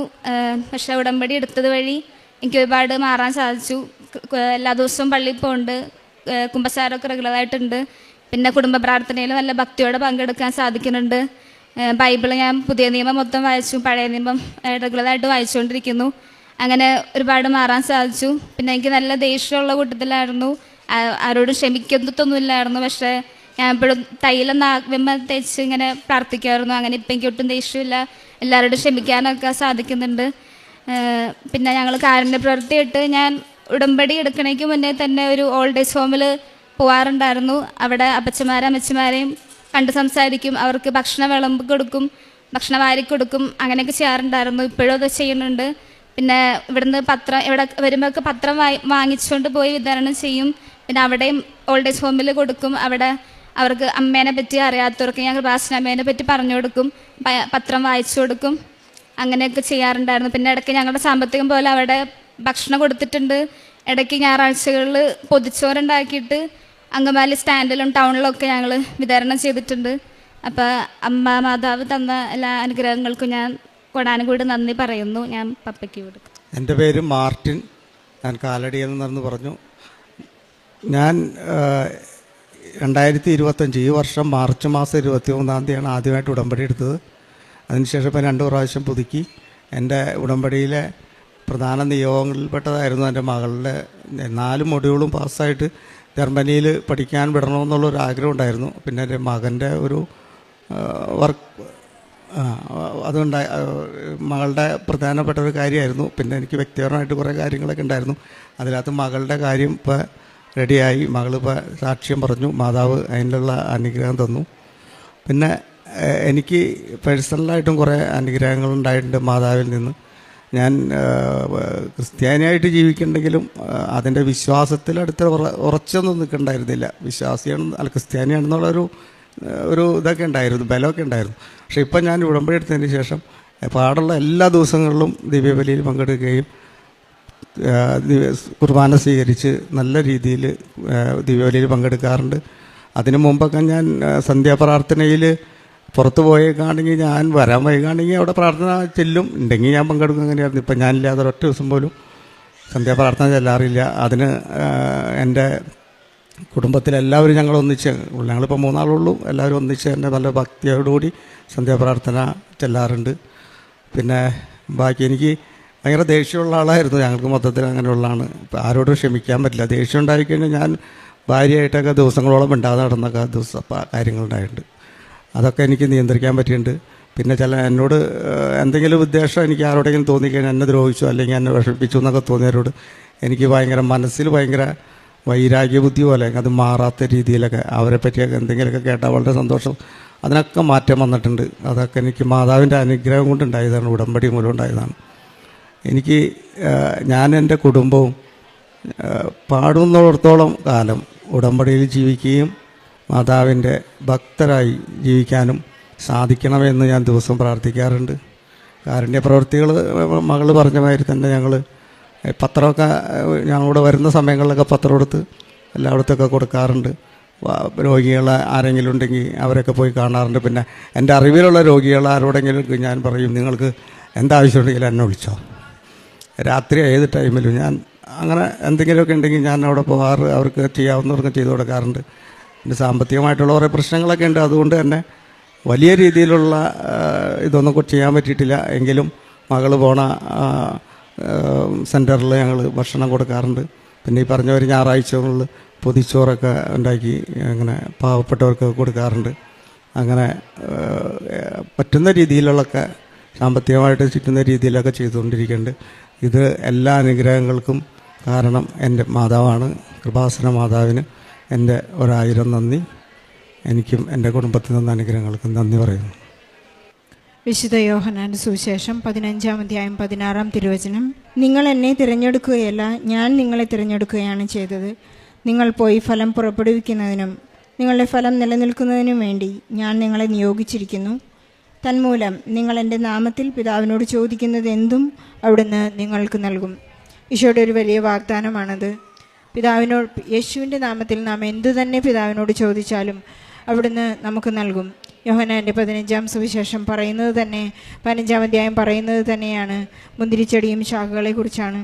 ഈശോയോട് ചേർന്ന് നിൽക്കാൻ അവിടുത്തെ ജീവരക്തം നമ്മിലേക്ക് എപ്പോഴും ഒഴുകേണ്ട ആവശ്യകതയെക്കുറിച്ച്, അവിടുത്തെ തായ്തണ്ടിനോട് നാം ചേർന്ന് നിൽക്കേണ്ടതിനെക്കുറിച്ചെല്ലാം ഈശോ നമ്മോട് പഠിപ്പിക്കുന്നുണ്ട്, പറയുന്നുണ്ട്. നമുക്കിപ്പോഴും ഈശോയോട് ചേർന്ന് നിൽക്കുമ്പോൾ പരിശുദ്ധ അമ്മ നമുക്ക് വേണ്ടി മാധ്യസ്ഥം അപേക്ഷിച്ചുകൊണ്ടിരിക്കുകയാണ്. ഈശോ പരിശുദ്ധ അമ്മയോട് പറഞ്ഞതാണ്, ഇതാ നിൻ്റെ മകനെന്ന് കുരിശിൽ കിടന്നുകൊണ്ട് അമ്മ പറഞ്ഞപ്പോൾ നമ്മെ ലോകം മുഴുവനെയും എല്ലാ മക്കളെയും പരിശുദ്ധ അമ്മ സ്വന്തം മക്കളായി കണ്ട് നമ്മെ പരിഗണിച്ച് നമ്മെ എപ്പോഴും ഈശോയുടെ അടുത്തേക്ക് കൈപിടിച്ച് നടത്തുന്ന ഒരു വലിയ ജീവിതാനുഭവം, വലിയ അത്ഭുതങ്ങൾ, സാക്ഷ്യങ്ങൾ നാം ഉടമ്പടി ജീവിതത്തിലൂടെ എല്ലാ മക്കളുടെയും സാക്ഷ്യങ്ങളിൽ നാം കേൾക്കുകയാണ്. അനിമോൾക്കും അവളുടെ പപ്പ മാർട്ടിനും ഉണ്ടായിട്ടുള്ള അനുഭവങ്ങൾ മറ്റൊന്നുമല്ല, അവർ പരിശുദ്ധ അമ്മ കൈപിടിച്ച് നടത്തിയ വലിയ അത്ഭുതങ്ങളെക്കുറിച്ചാണ് ഈ മകനോട് ഏറ്റുപറഞ്ഞുകൊണ്ടിരുന്നത്. മക്കൾ ഡെയിലി ബ്രെഡിലൂടെ അച്ഛൻ നൽകിയ ആ നമ്പർ വളരെ കൃത്യമായി അവർ ഏറ്റെടുക്കുകയും അതിൻ്റെ പൂർത്തീകരണത്തിനായി അവർ പ്രാർത്ഥിച്ചുകൊണ്ടിരിക്കുകയും കാതോർത്തിരിക്കുകയും പരിശുദ്ധ അമ്മ നൽകുന്ന നിർദ്ദേശങ്ങളെല്ലാം കൃത്യമായി പാലിച്ച് ഈശോയെ സ്നേഹിക്കുവാനുള്ള ഒരു വലിയ ഹൃദയത്തെ ഒരുക്കുകയായിരുന്നു ഈ ഉടമ്പടി എന്ന ഈ പദ്ധതിയിലൂടെ. നമുക്കറിയാം, ഇൻ്റർവ്യൂസ് എല്ലാം ഫ്രീസായ സമയമായിരുന്നാൽ പോലും നമുക്കുള്ള ആ ഇൻ്റർവ്യൂ അല്ലെങ്കിൽ നമുക്കുള്ള വിസ ഈശോ നമുക്ക് വേണ്ടി എപ്പോഴും തയ്യാറാക്കി വെച്ചിരിക്കും. നാം എപ്പോഴും അതിനുവേണ്ടി പ്രയത്നിക്കുകയും പ്രാർത്ഥിക്കുകയും ചെയ്യുമ്പോൾ പരിശുദ്ധ അമ്മ നമ്മെ ഒരിക്കലും കൈവിടുകയില്ല എന്ന വലിയ വലിയ സാക്ഷ്യങ്ങളുടെ ഉദാഹരണങ്ങൾ നമുക്ക് യൂട്യൂബിലൂടെ കാണാം. ജനുവരി 15-ന് ഈ മക്കൾ പോവുകയാണ്. വളരെ സന്തോഷത്തോടുകൂടി ഇവിടെ നിന്ന് പോകുമ്പോൾ ഈ മകൾ വളരെ ഉറച്ച വിശ്വാസത്തിലാണ്, ഞാൻ എവിടെയായിരുന്നാലും പരിശുദ്ധ അമ്മയോട് ചേർന്ന് നിൽക്കും. അനിമോളുടെ പപ്പ മാർട്ടിൻ പറയുന്നത് അത് തന്നെയാണ്, എൻ്റെ ജീവിതം കാലം മുഴുവൻ ഞങ്ങളുടെ കുടുംബം ഇനി എപ്പോഴും പരിശുദ്ധ അമ്മയോട് ചേർന്ന് നിൽക്കും. പരിശുദ്ധ അമ്മയോട് ചേർന്ന് നിൽക്കുമ്പോൾ നമുക്കുണ്ടാകുന്ന എല്ലാ അപകടങ്ങളിൽ നിന്നും, എല്ലാ അസ്വസ്ഥതകളിൽ നിന്നും, എല്ലാ അനാരോഗ്യങ്ങളിൽ നിന്നെല്ലാം പരിശുദ്ധ അമ്മ നമ്മെ മധ്യസ്ഥം അപേക്ഷിച്ചുകൊണ്ട് എപ്പോഴും കാത്തുരക്ഷിക്കുന്ന വലിയ വലിയ ഉദാഹരണങ്ങൾ നമുക്ക് തന്നെയുണ്ട്. നാം സങ്കടത്തിലായിരിക്കുന്ന സമയങ്ങളിലെല്ലാം നാം ഇവിടുത്തെ സാക്ഷ്യങ്ങളും ബഹുമാനപ്പെട്ട ജോസഫ് അച്ഛൻ്റെ ധ്യാനങ്ങളൊക്കെ കേട്ടുകൊണ്ടിരിക്കുമ്പോൾ നമുക്ക് മനസ്സിലാകും, നമുക്ക് ആവശ്യമുള്ള നിർദ്ദേശങ്ങൾ ഇതിൽ തന്നെ നമുക്ക് ലഭിക്കും. അനിമോൾക്കും കുടുംബത്തിനും ലഭിച്ച എല്ലാ അനുഗ്രഹങ്ങൾക്കും ഈശോയ്ക്കും പരിശുദ്ധ അമ്മയ്ക്കും നല്ലൊരു കയ്യടി നൽകി സാക്ഷ്യം നമുക്ക് സമർപ്പിക്കാം.